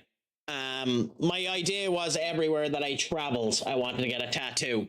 So we'll see what ends up happening. At the moment, though, I'm in discussions with a potential tattoo artist about getting the leg done for a competition. So I might be getting the entirety of the outside region of my left leg, or not left leg, right leg done in a kind of Dragon Ball's silhouette. So we'll see how that ends up going.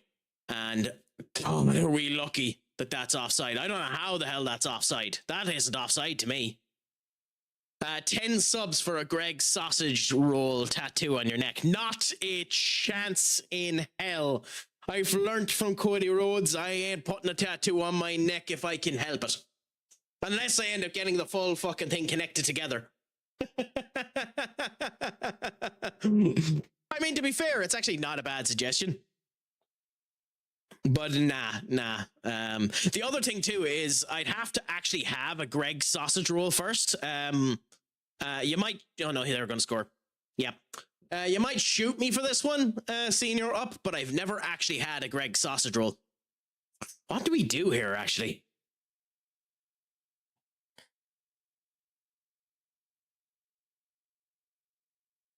I'm not sure what we do here.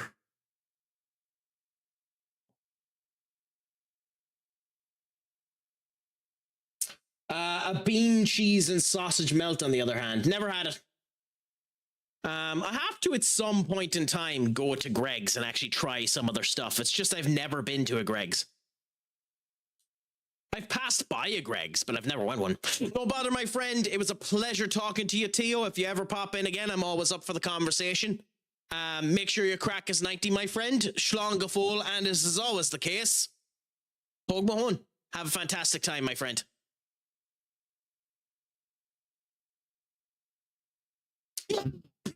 Goal by Kobe Manu. The joys of it. Also, there's one for your repertoire, Tio, to just say it to everyone. Pogue my home, because why the hell not? I need to save up for 20k again, it seems.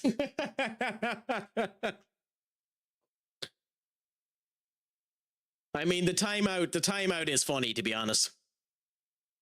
If you want to spend bits, I have a voice that mimics me, so you can end up doing a voiceover that uses my voice. It should be working now, unless it isn't, but it should be working.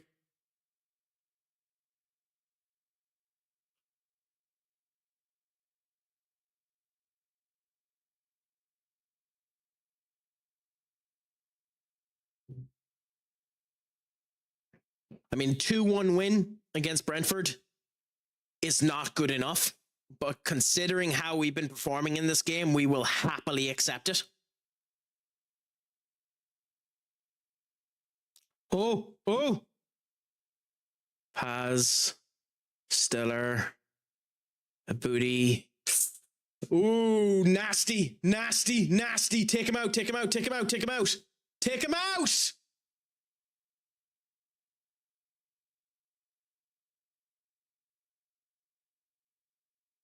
Oh my God, I don't have words. You could see it happening. Willie Quembala, you absolute fool. Like, you had so much space to take him out.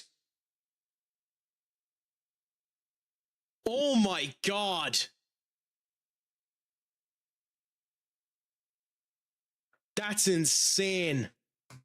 That's absolutely insane.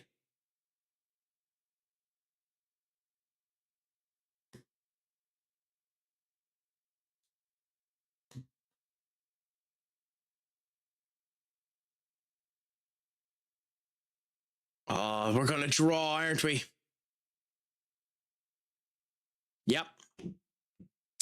Well, it was bound to happen sooner rather than later. But what that basically means is the victory versus Spurs is now already practically null and void.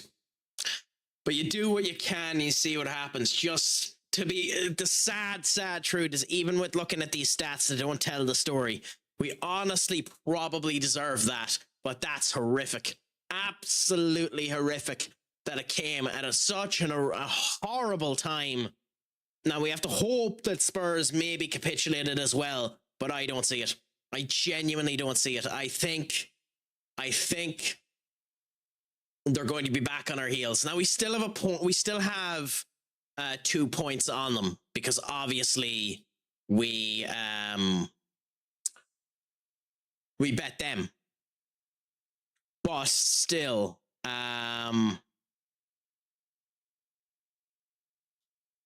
such an annoying draw. Such an annoying draw to end up getting through. So we will advance one day and have a look and see how Spurs ended up doing. I mean, I don't know. The defense seems quite weird in this game. It seems like they've tweaked. Like, defense was never FM, in my opinion, was never FM's strong suit. But I think the defense is awful in this game, that they don't do anything of any particular ways, you know? And like your goalkeepers, either hands of Midas or complete and utter tripe. Yeah, I knew it. The luck couldn't hit us. They had to win. So they're on our coattails again. Now, you do what you can, you see what ends up happening, but it's unfortunate that it ended up going through. We still have the lead on them in the league, but again, it's just unfortunate that it comes around this way, you know?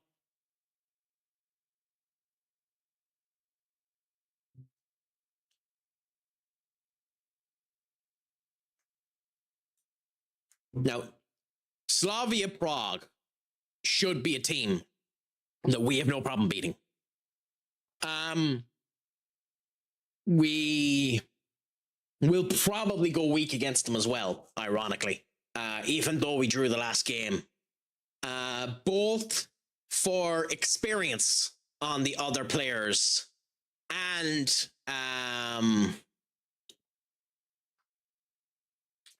the fact that Everton are actually a fairly strong team. I mean, yeah, it was. I do think back in the day, FIFA 08 to FIFA 12 was the best soundtracks that FIFA ended up doing. But I actually think my favorite FIFA soundtrack was FIFA Street, the original FIFA Street. I think that was a goddamn goated OST.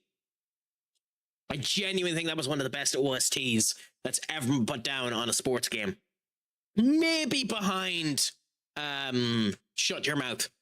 WWE Shut Your Mouth, because I love every single song in Shut Your Mouth.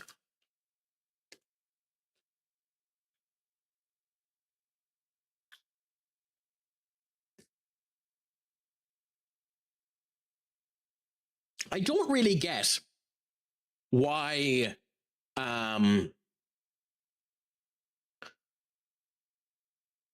the team are pissed with Matthias de Ligt. We've been trying to sell Matthias de Ligt for the past season and a half, and nobody's really come in for him. So I'm not really sure what they expect me to do, you know? But, you know, whatever.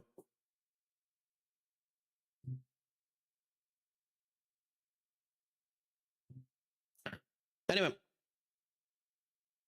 And we go again with Prague. Oh.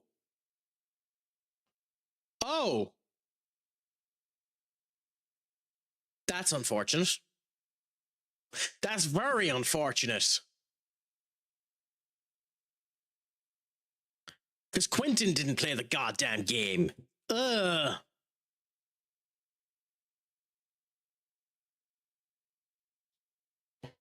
Yeah, and I'm almost positive Dennis in another game today. Game was Dennis in. Okay, well, Edison is getting in. That's just shocking. Okay. That's hilarious. That's genuinely hilarious. Well, Festus, you're getting another wee go, my friend. That's actually bloody hilarious. Then Matthias Delict and in heaven with Euro over there. So what's actually after happening is I don't have Quentin registered for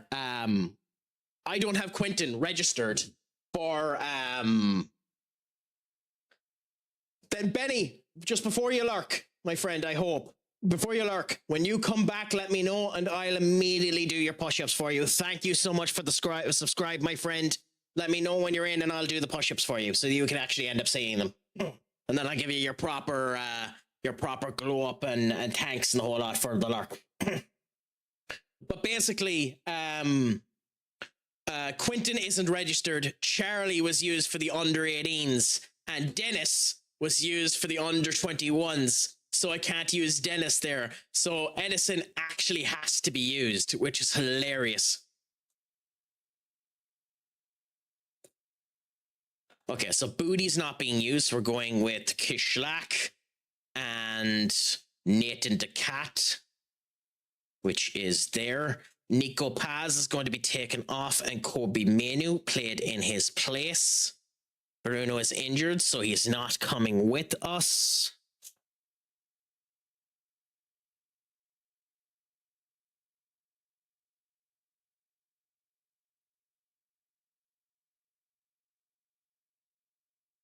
Who do we take instead?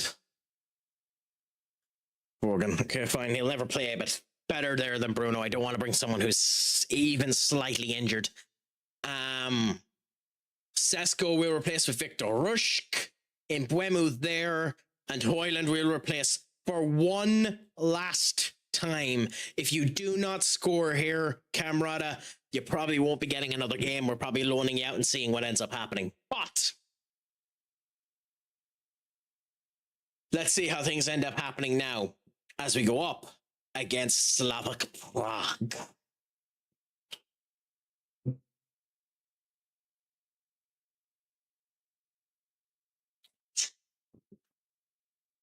Funny that a youngster ends up having an actual bloody number that they want. Okay. So, saved up.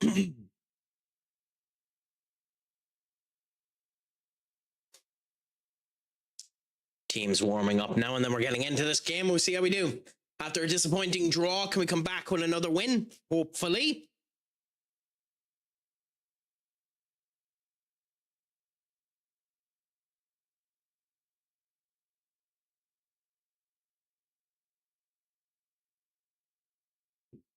This is taking forever to load. It's the first game that we've had this stream that's taken forever to load. I mean, I can't complain up with how the gym has been going. We're after changing to a new workout now because give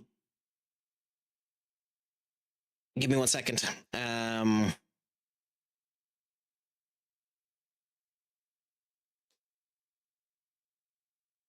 We're changing the workout because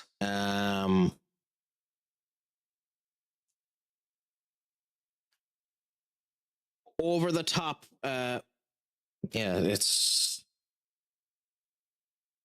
what's it called again? The Irish School of Wrestling is posting a posting a wrestling open shop in June. And at the moment, I'm thinking of going to it. And I'm only going to purchase tickets for it if I'm going to be fit enough for it. So we're trying to see whether or not I can get fit enough for that period of time so that I can end up joining it. Well, it's not already sold out, is it?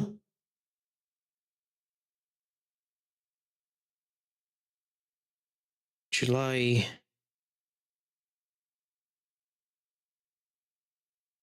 It definitely is hosting it again, isn't it?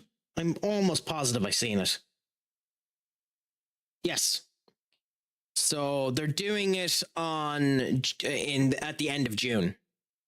So I'm thinking of going to that and see what'll end up happening, and giving it a go and just trying to see how that ends up going. So we'll see if I'm fit enough to end up doing it. I'll know by then. I don't want to spend the 80 quid on it in case I'm not fit enough to do it. But we'll wait and we'll see. And if I'm fit enough, I'll end up going and doing that. I work with a PT. I've absolutely no problem giving his name because he has no problem with me doing it, even if this one might end up doxing my actual name. I work with a PT by the name of Gavin Meenan. Fantastic individual. Genuinely gent and a scholar, and I love working with him. So, yeah. Work with him, and I've been getting gains every now and again, and we'll just see how it ends up coming. So you try and you see what ends up happening. Yes, I'd like more improvements than what I have. In my case, the improvements have been slower than I'd like. But again, since the 9th of December 2020, I have went from 24 stone to 17 stone. So, there are more improvements to be made, but it's not like we're in a bad run of form, So we keep the goals going and see how it ends up happening. I do plan for the TikTok and stuff like that, eventually posting up more actual gym exercise and stuff like that and adding in more of that.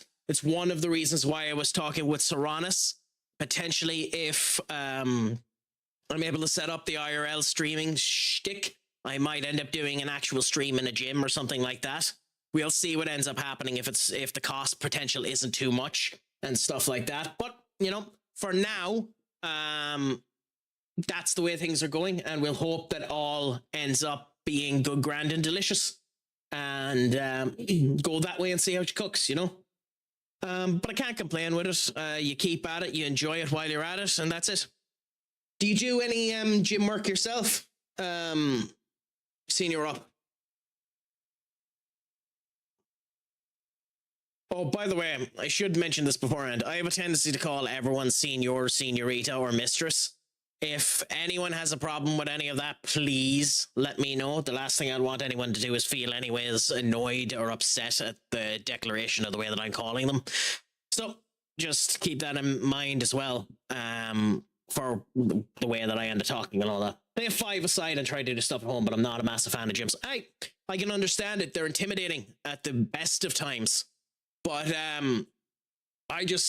for me, it's a different kettle of fish because there's a separation from work. I work from home. So it is a fantastic way for me to finish work and just split. There's work, there's the split away from work. So it's kind of a thing to ensure I don't abuse the work-life balance type situation as well. So, I do actually, funnily enough. I know a couple of people called Jim, funnily enough. One of them, the poor fool, his parents actually put down on the birth cert as Jimothy, not Jiminy, Jimothy. Which is, but to each their own.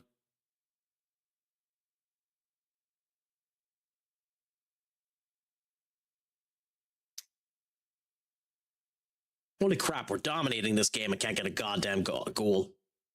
I despise when the game does this.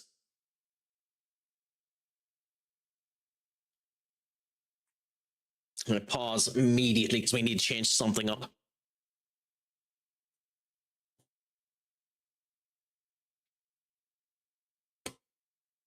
Let's try that.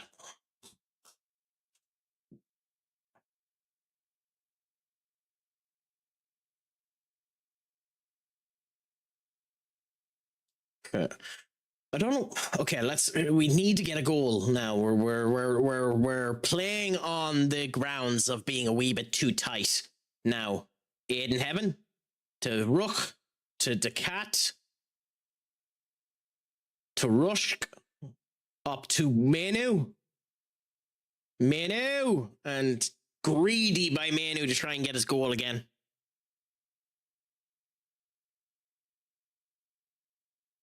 Up we go. Oh, penalty. Okay. I mean, I know Camrada probably needs it, but I'm going to be a dick and give it to my favorite player on the pitch.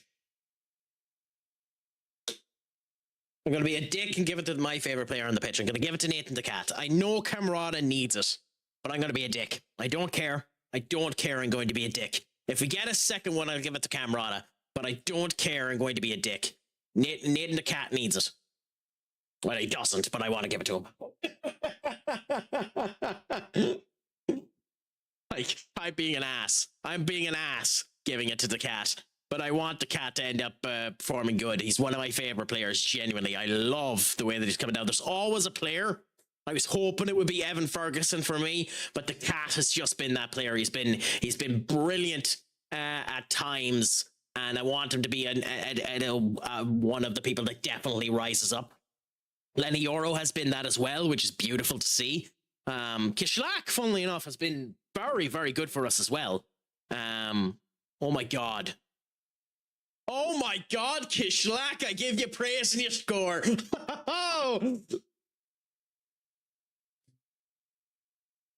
That's what you want to see. Unbelievable there.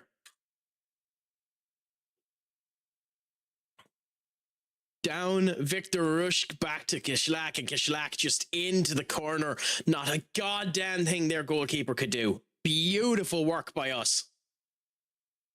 Like, the fact that their goalkeeper's on a 7.3 and 3 of their members of defense are on 6.2 trees is insane. Insane. I also want to look at that Ritter. He's 18 years of age and could be someone of interest. And we're not going to take the risk with Manu, considering he's a little knock. We'll take him off now. So Nico Paz on there. Brian Ibuemu off. And we'll put on Benjamin Geshko.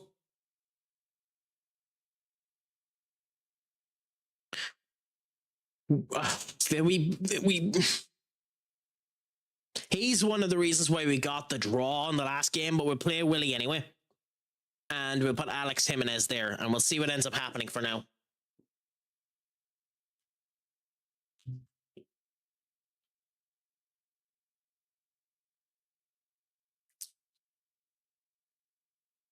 Well, if it isn't Senorita Katie, what's a crack-a-lackin', my dear? Is it all going good, Grant, and delicious with you? I am of the opinion, as well, as much as it is sad for Senior Duck to end up hearing from me, I do actually think we're getting back-to-back PSG winning the Champions League, which is absolutely hilarious when you think of the situation that's happening with Kylian Mbappe at the moment, where he's being ostracized by both his club and the club fan base for the situation that's happening there. I think it's happening, but it wouldn't shock me if Arsenal won it.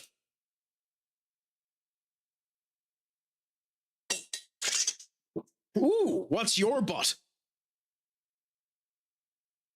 Which, Real Madrid or PSG?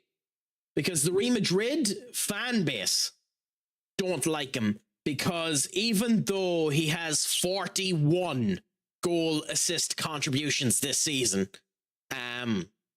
they're 11 points behind Barcelona, and he had his injury on his groin, and instead of joining the team at the last game, he was permitted to go off on a holiday instead. So he was away on a holiday whilst the team was at a inconsequential game, if we're honest. A completely inconsequential game. They won it, but a complete inconsequential game. And the situation just ended up coming down that Real Madrid didn't really back him. They didn't really say anything in his defense.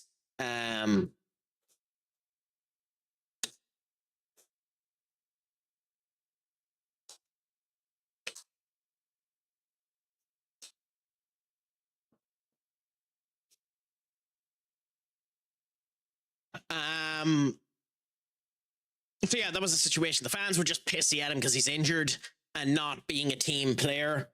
They also feel that he's one of the reasons why there's so much problems with the front line and stuff like that, even though he has 41 goal contributions, so he isn't the problem. And yeah, could be racism as well, but who the hell knows? But yeah, you know, that's the reason why they're pissy with him. If it was Bayern, Arsenal would have won. Why do you think so, if you don't mind me asking? Because I think either team would be a challenge for Arsenal. I do think PSG are the stronger team to go up against, so I do think it's more likely PSG surpass them. But what makes you think Bayern wouldn't have vanquished Arsenal, if you don't mind me asking, Senorita Katie? Bayern lost 5-1 in the group to Arsenal. Or just they lost in general. I don't think Bayern faced Arsenal in the group stages, did they? Oh, okay.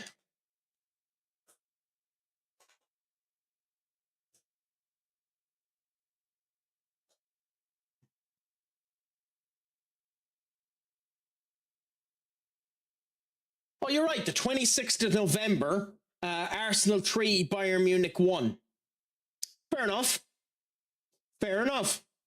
Fair enough. Fair enough. Fair enough. Fair enough. Yeah.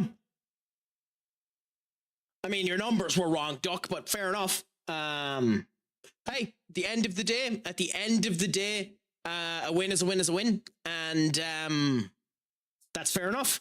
I still think PSG might be the unstoppable hurdle for Arsenal. I don't see, but we'll see. Arsenal proved in the Carabao Cup final they're total cowards in big games. I don't think that's fair. I genuinely don't think that's fair. Though, I will admit, neither team showed up in the Carabao Cup final. Say what you want to. City didn't turn up in that game either. It's just City turned up more than Arsenal. With that being said, I also don't think Arsenal showed up in either of the semi-finals. In fact, the only game where I think Arsenal's engines have actually been on fire was their last league game, their game versus Fulham. I genuinely think their game versus Fulham there, they were on all cylinders. Which is what makes me afraid, and I say this knowing that it's probably horseshit. It makes me afraid of the fact that I think West Ham might be able to draw with Arsenal. As daft as that statement sounds, I think West Ham might be able to draw with Arsenal. And if that happens, City win the league. So we'll see what ends up happening there, and it'll be interesting the way that the situation ends up happening. But, yeah. How many bits is it to time someone out? I don't actually know. It should be there. Let me check. It should be underneath it.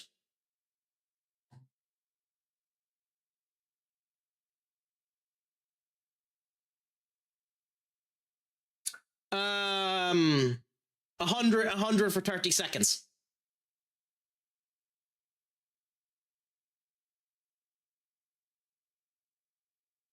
$100 for 30 seconds. God, I actually need to look at these timeouts. Why is it 200 for 1 minute when it's why is it 250 for 1 minute when it's 100 for 30 seconds? I need to actually look at these and figure out how to do these bit timeouts different. Because, like, it's literally more expensive to go for 1 minute than it is to go for 30 seconds. I'm almost positive you can customize these. Yes. Okay, let's change that, so. That's hilarious. Yes, indeed, Joshy. Indeed, it's Arsenal versus PSG, and it's going to be fascinating to see what ends up happening with it. I think it's going to be a fascinating display, and I'm not sure Arsenal are going to be capable of getting the victory in that, if I'm honest. But we'll see what ends up happening. But either way, times are going to be interesting, my friend. Times are going to be interesting. They really do. Otherwise, PSG are going to be walking away with back-to-back Champions League finals. But it'll be interesting, my friend. Absolutely interesting to see how things end up going. By the way, my friends, if you haven't done so, please, it's all platforms, Josh. You're on TikTok as well, right? Please follow Josh on Twitch, Instagram, whatever other crap that he's on. A genuinely fantastic streamer, gentle scholar, fine individual. And the crack is always 90 with him. Bros, I think Shout out, I genuinely think I'm gonna show you PSG are gonna win. I think it's gonna be a much tighter game than people end up expecting it to be. Either way, the crack will be 90 and we'll see what happens. And it'll be a good final because the Arsenal fans will be like ravenous, hungry hordes. It'll be like The Walking Dead.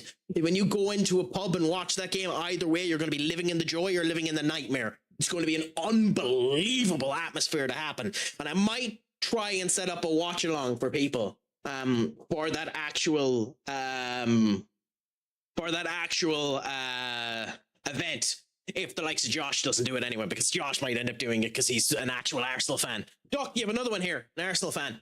But I'm doing absolutely brilliant, Josh. The crack is treating me fantastic, if I can say so myself. Here, enjoying a bit of Football Manager with a good old community, good old member of friends, just having the fun, leaving it down, continuing on with my United save until the end of the season when we do Rags to Riches, and just seeing how she all ends up going, and talking and feeling the vibes of an Arsenal PSG final. And whilst doing that, I'm able to shout out the average gamer as well, another absolute scholar and fantastic streamer. Please, if you can give them a follow as well. I have to know, what is that racing game? Okay. Fortnite? It's a new map Okay, to me, that can't be Fortnite. What is that off of average? It's a new map to me, so like... That can't be Fortnite. What is that off of? That actually looks awesome. I'm stuck. I mean, you can't do anything, mind you. You're now I'm turning around, I don't know where I'm going. Completely. This is so embarrassing. What's that off of, my friend, if you're still here? Rocket Racers? Wait a minute, is that an actual mode in Rocket League? That's awesome if that's an actual mode in in Fortnite. Or is that just a game called Rocket Racers?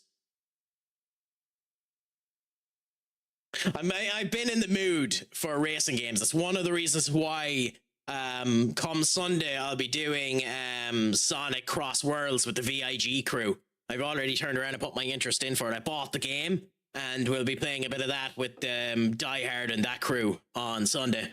So that'll be a bit of crack as well. To see how it ends up going. But yeah, how's life treating you yourself these days, Josh? Anything good, grand, and delicious going on with you? Have you anything exciting planned for the near future?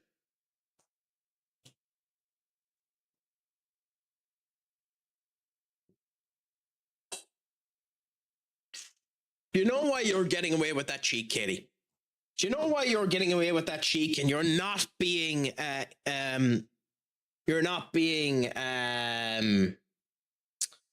given out to or being given any harsh circumstances for the rudeness of stating blah blah blah?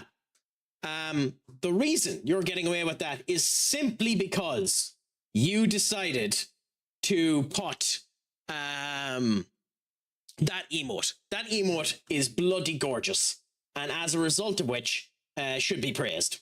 So yes. Pop Nemo is a gorgeous emote.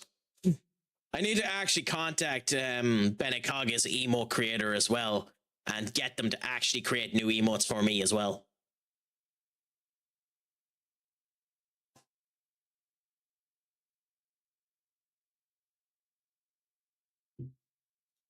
I mean, you're not wrong, Nathan, but you have another 3 years in your contract, so... That's a good emote as well, to be fair. That's a really nice emote as well.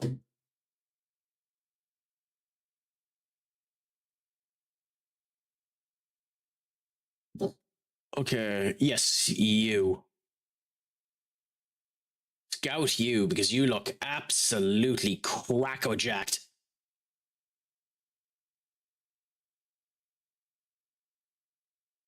Really? That cheap? We might go for you in bloody January.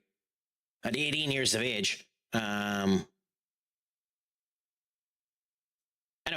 that's Future Cracks thing. For now, why is Brian Mbuemu coming to me about it?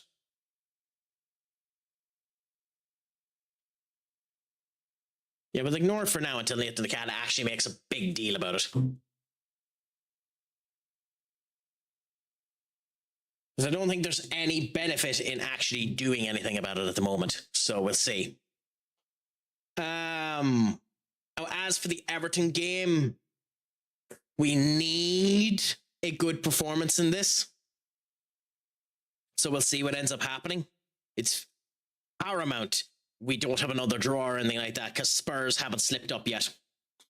Arsenal will be the Inter, have brilliant defense, but PSG will destroy them as Arsenal don't have what a Bayern has to beat them. I don't know, bro. I don't know. I don't rate him as much as Arsenal fans do, but to be fair, Arsenal fans are overblowing of all of their talents. The fact that they have Saka back makes such a primary difference to how their squad is doing.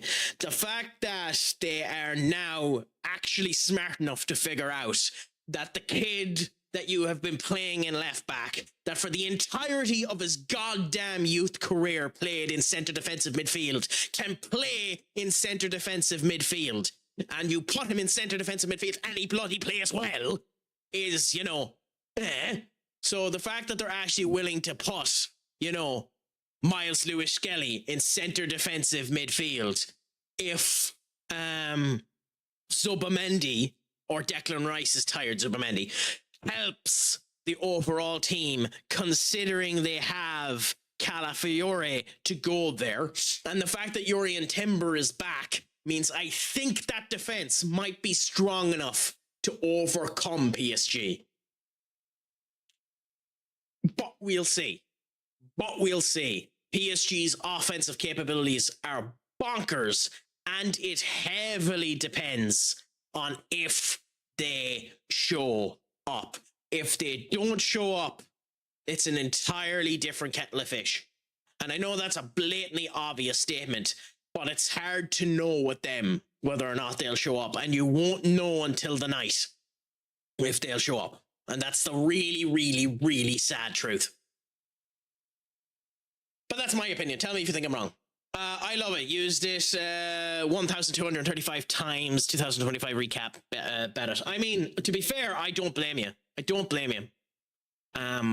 It's hard not give Craic the job, yet I still wouldn't give it to him. I'm of the same opinion. I think when you do the job with a 40% possession base, that's fine.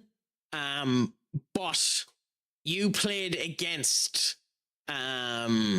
teams in that you played against their style. They didn't play towards yours.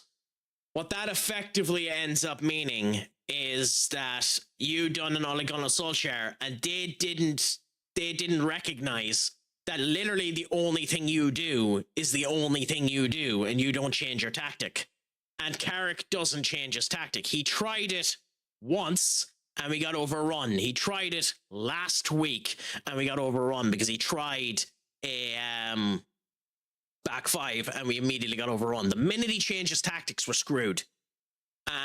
the other thing too is we don't have a squad that's deep enough, and we're going to need a manager that's good at manipulating small squads. Craic does not have that experience, unless an awful lot of those kids are ready, and we just don't know. I think Shea Lacey is ready. I hope JJ Gabriel is ready. I hope Opie Martin is ready, because by Lord, do they need to be next season? Because there ain't a chance we're buying 8 players, and we need, at the very least, 8 players. We need someone like Sone Kone to come true. We need someone like Tyler Fletcher to come true. We need someone akin to that to come true, because otherwise we're playing with fire, and we'll see what ends up happening. But if we were to give the job to Craic, I would give the job to Craic as a 1 year with 1 year, 1 year with 1 year add-on. If he does well for the year, he gets another year added on, and I'd do it that way. Guaranteed to be there for 1 year with a 1 year add-on if we get Champions League positions or something like that. Whether that it's enough to keep the players on side is another kettle of fish, but you know, that's what I would end up doing. The Mr. Teeny skin. I, to be honest with you, bro, haven't been looking at skins, haven't been looking at the stadium pack, because I just wanted the game to run smooth. I announced there earlier on today that I plan on doing a rags to riches save after the season finishes. So starting bare bones, no licenses, no nothing, go into a job, see how we do, rise the ranks and see how she goes. For that, I might end up looking into skins. So I will look up the Mr. Teeny skin and see whether or not it's good to add a little extra element to that particular bit of it. But for now, no, I'm not using it. So we'll see. Okay, it is a pleasure to have you in, Senior Benekage. And now that you are here, we will immediately pause everything and give you what you deserve. Senior Benekage, first of all, let's give you a shout out. Thank you. You bet me to it, Duck. Benekage, an American streamer of epic proportions. Please, my friends, if you can do, give him a follow. A gent and a scholar of the highest degree, an absolute awesome individual This is so who big. He's going to line up all 3. There's 1, who is 2, sound to the world. 4. Lisa's down. BMAX with a huge play. Has It's clips Alex of his left in a 1 actual versus current 5. streams, not just previous commentary stuff that are yonks old. He actually does have newish stuff there as well, but genuinely a gent and a scholar, does action Tyneman, does F1, does out of the park baseball, even if it is you know, disastrous sport. A gent and an actual scholar, and subbed earlier on, and for every sub or 500 bits, you get 5 push-ups. So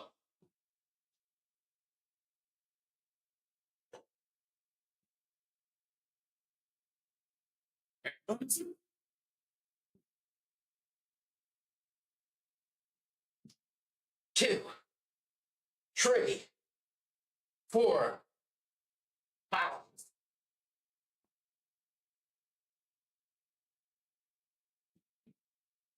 And yes, I'm doing a Kevin O'Leary wearing an actual top and blazer whilst wearing boxer, well, in this case, shorts. Because why not? Why not be business on the top and party on the bottom?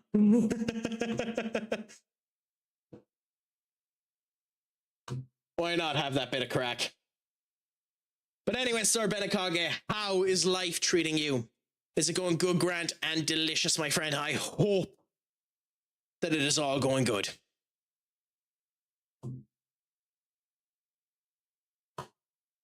Okay, so we're going to go Militao, Euro, Ilya Zambroni, and we're going to go with Aiden Heaven again.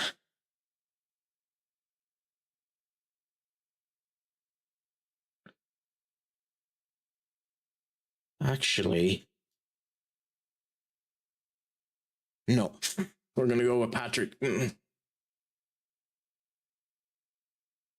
Yeah, Aiden Heaven. Aiden Heaven. Then we go Buddha Daddy and Nathan the Cat. Mbwemu, Nico Paz, and Victor Rushk. Rashford is slightly injured, so we'll replace Rashford with Manu. Oh, no, we won't because he's injured as well. Then we'll replace Rashford with Chris Gibson. Actually, we won't. Do we have anyone that we can put on that side?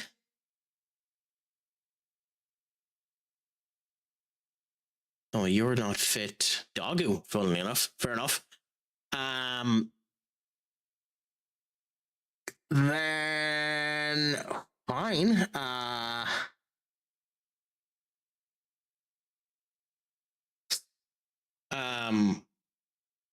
I might have missed something, Katie. What's wasted? I actually should end up getting that as a pop-up.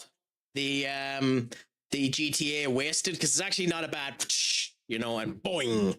It's actually a really nice thing that could be added into the stream. So that's cool.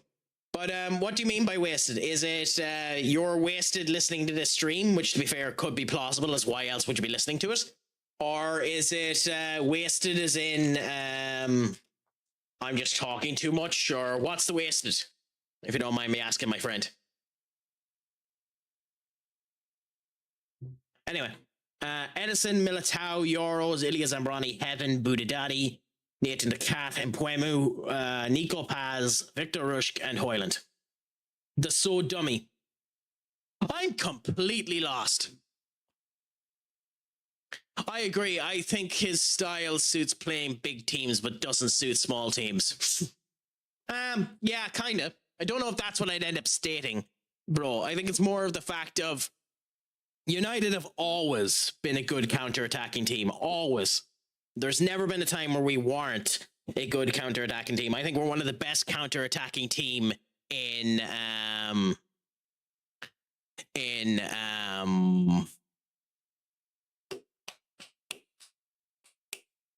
world football. It's just a matter of that works against teams that do a high line that end up attacking you so that you can end up going by them. That's why Rashford would be really good if he came back, but I don't know if it's the right thing to end up doing.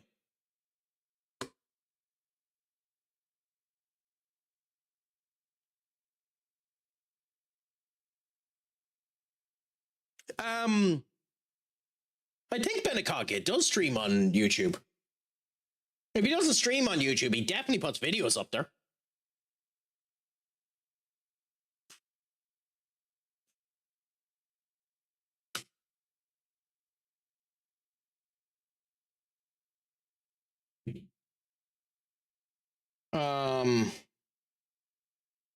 Next time he comes live, bro, I'll ask him about that because I'm almost positive he does do stuff on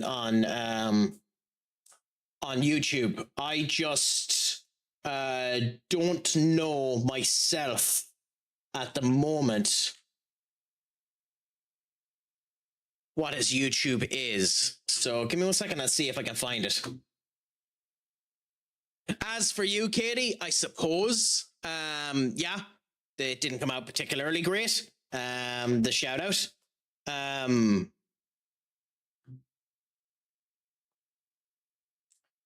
He saves his VODs to YouTube, although, yeah, so his VODs are on this channel here, if you want to have a gawk at them, bros.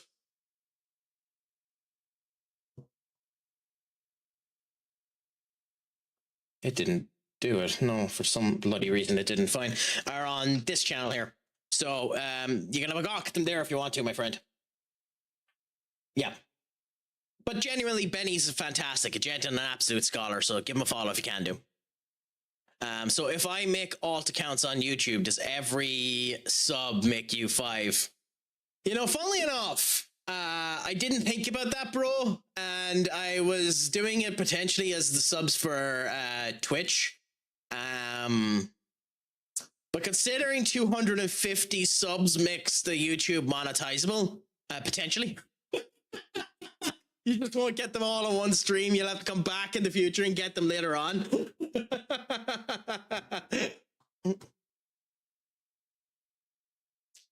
Tell your friends to come so that I have 5 concurrent viewers, and I'll give you 1 for each of them. Well, that's a very funny question. I hadn't thought about that, bro. Excuse me.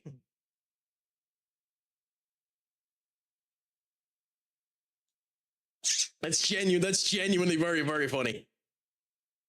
King, my friend, what's a crack-a-lackin'? Is it all going good, Grant, and delicious with you? My friends, if you can do, give the mighty King Karasu a follow as well. A gent and a scholar, a horror streamer most of the time, but he does do other stuff as well. Like he's played Final Fantasy, which, depending on who you ask, is also horror. But genuinely an absolute scholar and a gent. I ended up finding King when he was playing. It was the DLC of Oh, I can't see what the Pinocchio game, Lies of P. When I ended up finding you, wasn't it, King? Or were you playing something else when I ended up spotting you? Because I know I ended up coming into you at, I think I raided into you at bloody 3 in the morning or something like that.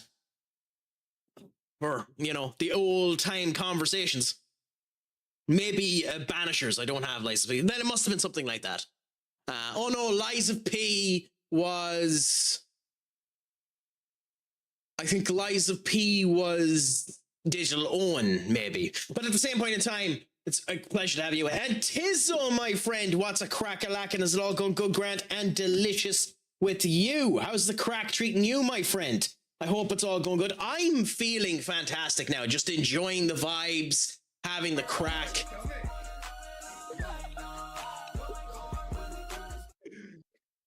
Someone's turning off my music.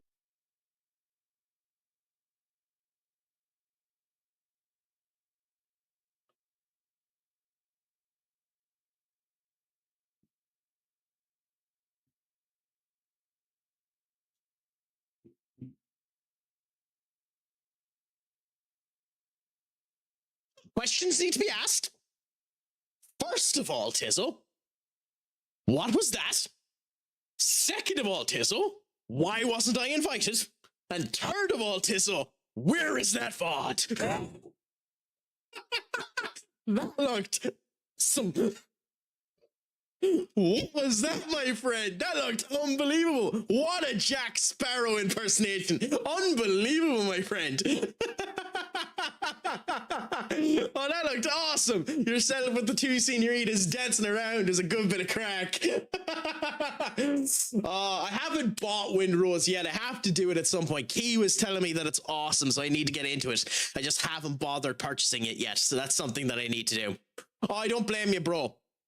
I've been trying to grow a bit more on YouTube as well. It's just hard to end up doing it. So, you know, yeah, that's why I stream on all of the platforms, to try and get a wee bit of growth and move people along as we need to end up doing it. But that's why I'm happy when everyone ends up coming in.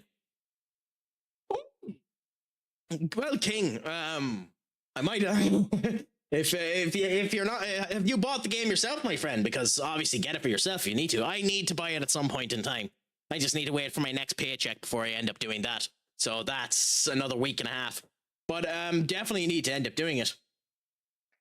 I mean, that bloody emote is glorious, my friend. Absolutely glorious. Tizzo Tiz Hurricane is a gorgeous.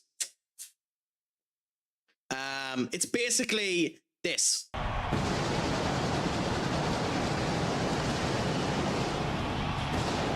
So it makes me feel like that, but it also deserves one of these.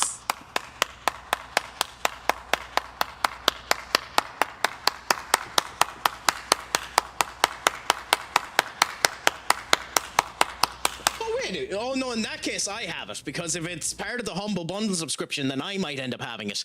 So bear with me, King. I might come back to you around that, because I do the Humble Choice every month. I just haven't looked at what this month's Humble Choice ended up giving me. So yeah. I have missed three Humble Choices since this started. I went back and I done it since 2017 when it started. I missed 3 of them. Other than that, I've had every Humble Choice. And in the entirety of that time in the Humble Choice, they have repeated 8 games. 8. Sorry, can't count. They have repeated 8 games. But yes, Tizzo, absolutely unbelievable to see it, my friend. Let me know, how have you been finding Windrose? Are you still playing it now? Are you on to something new? Let us know. And what about yourself, King? What are you streaming at the moment? Are you playing anything good, grand, and delicious?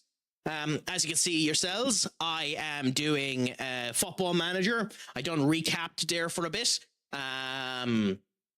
I'll be doing Sonic Cross Worlds with the VGI crew in the next wee while, and we'll see how that ends up going. Just heard a sub equals 5 push-ups, but assumed it's only on Twitch. Though maybe small chance. Bro, honestly, if you give me a sub on YouTube, I'll do it. I'll do it. I'll do the 5 push-ups. Just don't pull the piss, because the max I can do at one time is 40, because then I just, and fall. But if you end up doing that, then yeah, if you end up subbing, I'll happily end up doing it. Because as I was saying there, I have no problem doing it. I don't have proper checks in place yet for the YouTube to let me know when subs end up coming into place. I need to add all of that in. But genuinely, a sub is a sub to me. So if it works on YouTube too, I'll end up doing it. I mean, I'm animated, Tizzo, just not jumpy. I need to get an elevated desk at some point in time for that type of crap. But, and it's not a nasty habit, because movement is a fantastic thing to end up having, If you can end up making your stream movement orientated, that's brilliant. That's why I ended up adding in the 500 bits or sub or push-ups to add in more movement and stuff like that. And we'll see where it ends up coming in the future to see how that ends up coming. Witcher 3 and Date Everything. Ooh, I love romance games like that. So what's Date Everything like? If it's the game I think it is the game I think it is. Oh, it's the game where literally every object turns into an anthropomorphized version of itself and you can date it. Oh, Jesse Cox and Dodger on the Geek Enders podcast were on about that game. That seems like a gas bit of crack, King. I like, it seems like good fun. And I'm into visual novels and that type of stuff, so that seems like my type of game too. Is it stream friendly, that game? If you don't mind me, it's not one I do on stream, but is it stream friendly, if you don't mind me asking? I have to get up early, enjoy the rest of your stream, don't do too many push-ups. No bother, my friend, bros, have a fantastic time. It's always a pleasure to have you in. Make sure your crack is 90. As always, I have been Stupid Sexy Crack. Schlongafo, my friend, and Hog Mahon. I play it on my ally off stream at work. I mean, I'm not stream friendly, lol, but for the most part it is. Oh no, to be fair, I'm not stream friendly either. I curse like a bloody sailor, which is why Winrose would probably work for me. But at the same point in time, as you know yourself, in those type of games, sometimes they can end up showing a wee bit too much for the actual, friendly monitors of Twitch.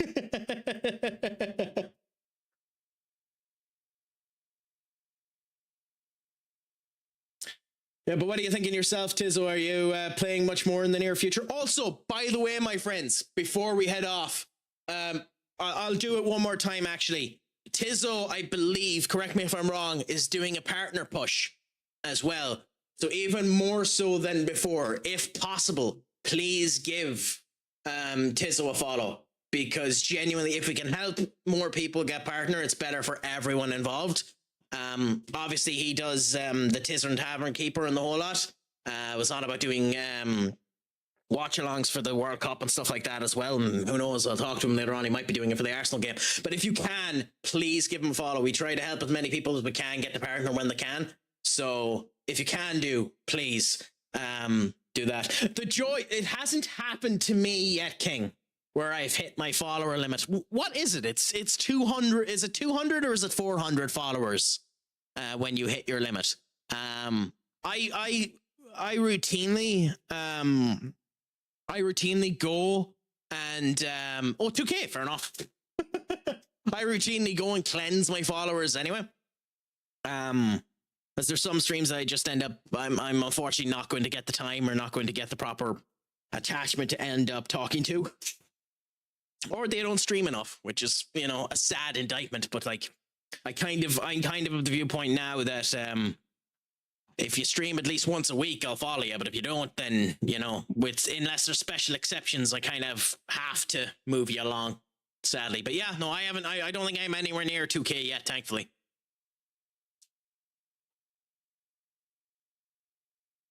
I wonder. I've never actually checked before. I know I need to set up an actual widget for this one as well, because I use Twitch Lurker, and I don't actually know if Twitch Lurker works on an account that you're not followed to.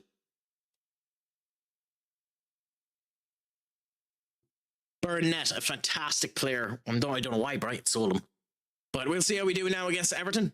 And let's see how that ends up going. This is probably going to be the last game of the night. Twitch Lurker. Do we have a link to it? Oh, God damn it.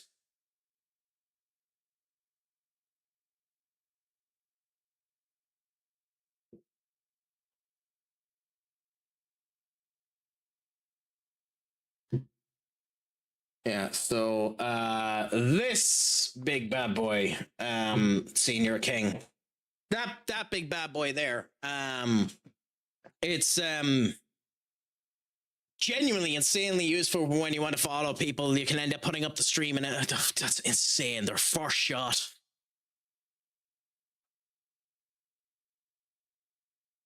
And Villa are 1-0 up against Chelsea as well. This is unbelievable. We might be screwed, my friends. Let's hope we can get a goal. Nope, Pickford with a save. Amazing. Absolutely amazing.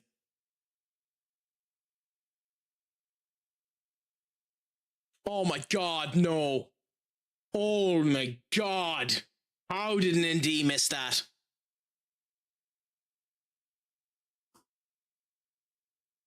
Holy crap.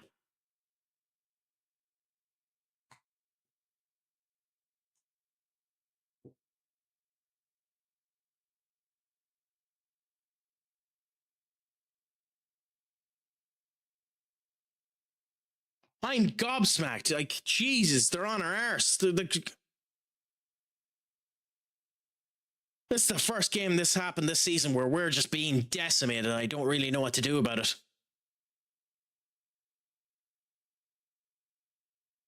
Like, we're almost full strength. Like, we're not weak in this game.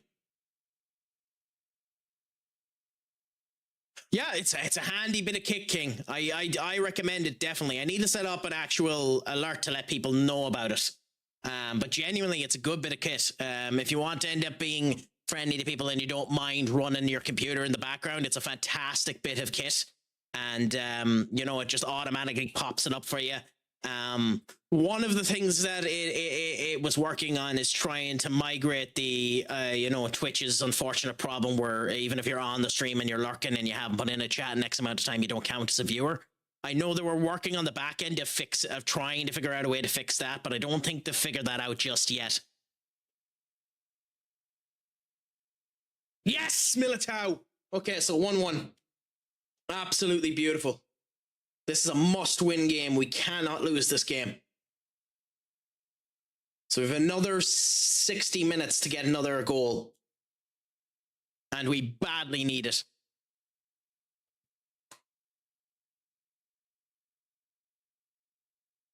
Victor's probably going to need to be taken off as well.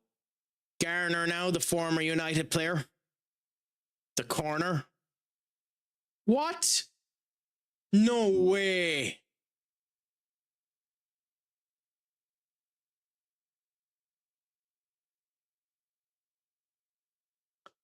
Well, they never save these, ever.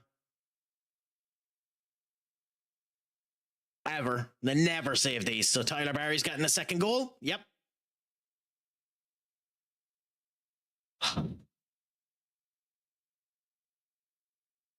Unbelievable. Unbelievable. Absolutely insane.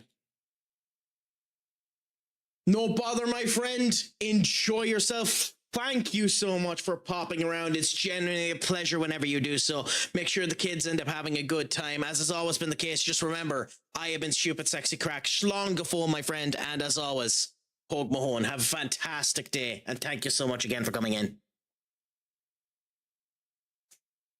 Fuck.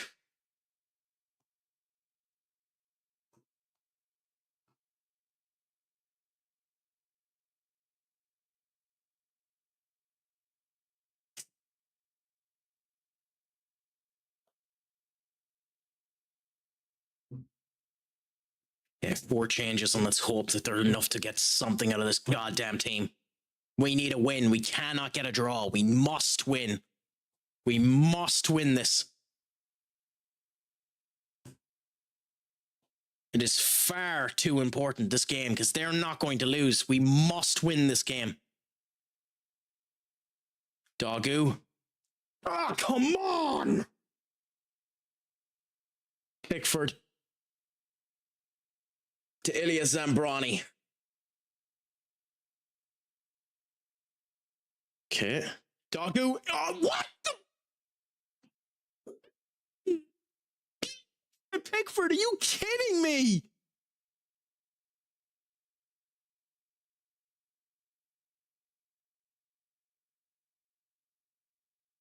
Oh, crikey. Oh, the game is doing it. It's doing it to me. It's FMing me. It's FMing me. Go on. Here comes their goal. Here comes their goal. Okay.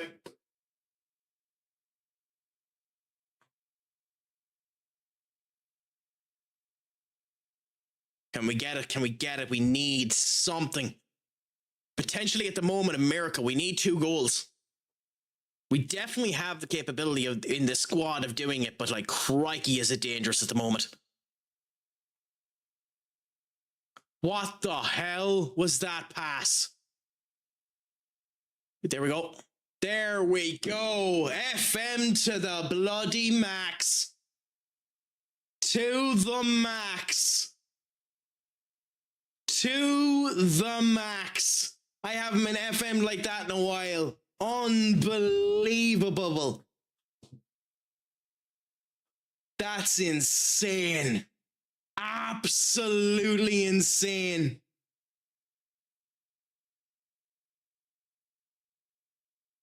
I don't have words for that.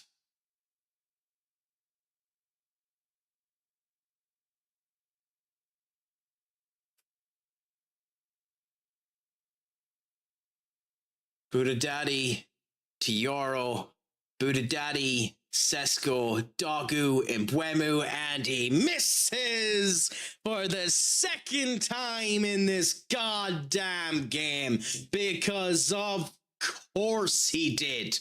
Of course he did. In a game we must win. Of course he did. Where Spurs are on our arses like nobody's business, refusing to lose against anyone but us. We end up drawing a disastrous game before this and now losing to goddamn Everton. Here comes 4. And a hat-trick for Barry. Unbelievable. Unbelievable. Insane.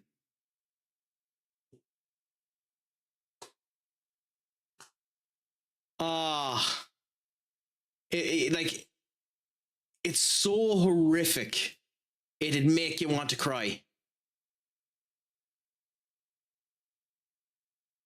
It's so horrific, it'd make you want to cry. Mbwemu misses 2 golden opportunities. An own goal due to a stupid pass by Buddha Daddy. Just Tiari getting through every bloody corner that he can. Pickford having hands of Midas performances and getting screwed by bad decisions. We have 80% possession. This is like a picture perfect counter-attacking performance. This is the best of the best performance that you could see from Everton. They played this out of the goddamn park. And here comes another goal. Yeah, another goal's about to come from them now in a second. Really about an actual okay defense. I mean, it doesn't matter now. We're 3 goals down. We're not gonna get 4 goals. We're not gonna get 4 goals in this amount of time. I mean, it's possible, but we're just not going to do it.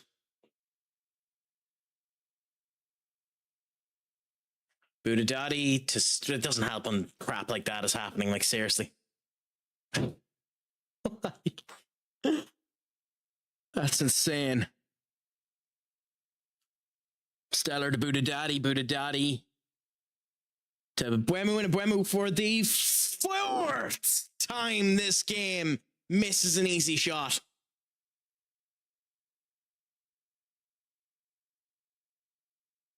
Oh, you can't write it. He finally gets one. Too little, too late. Like, it should be 5-4. It's far too late. It should be 5-4. This doesn't matter, but, like, what can you do?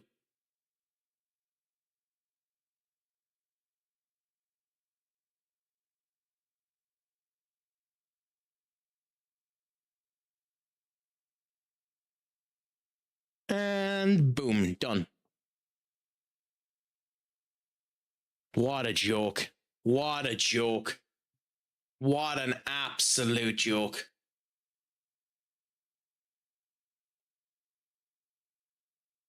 That's bonkers.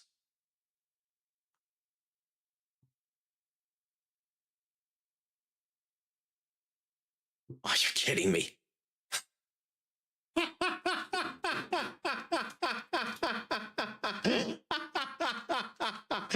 Oh.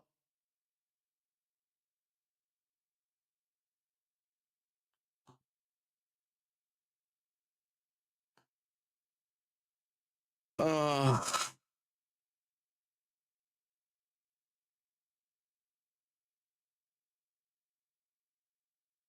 No, it's just... Anyway, my friends, I'm going to leave it there. So I'm going to raid us out to someone now. And let's see who we can end up raiding us out to.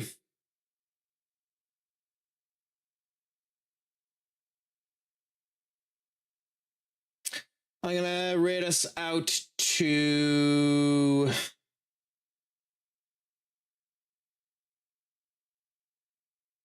I'm going to raid us out to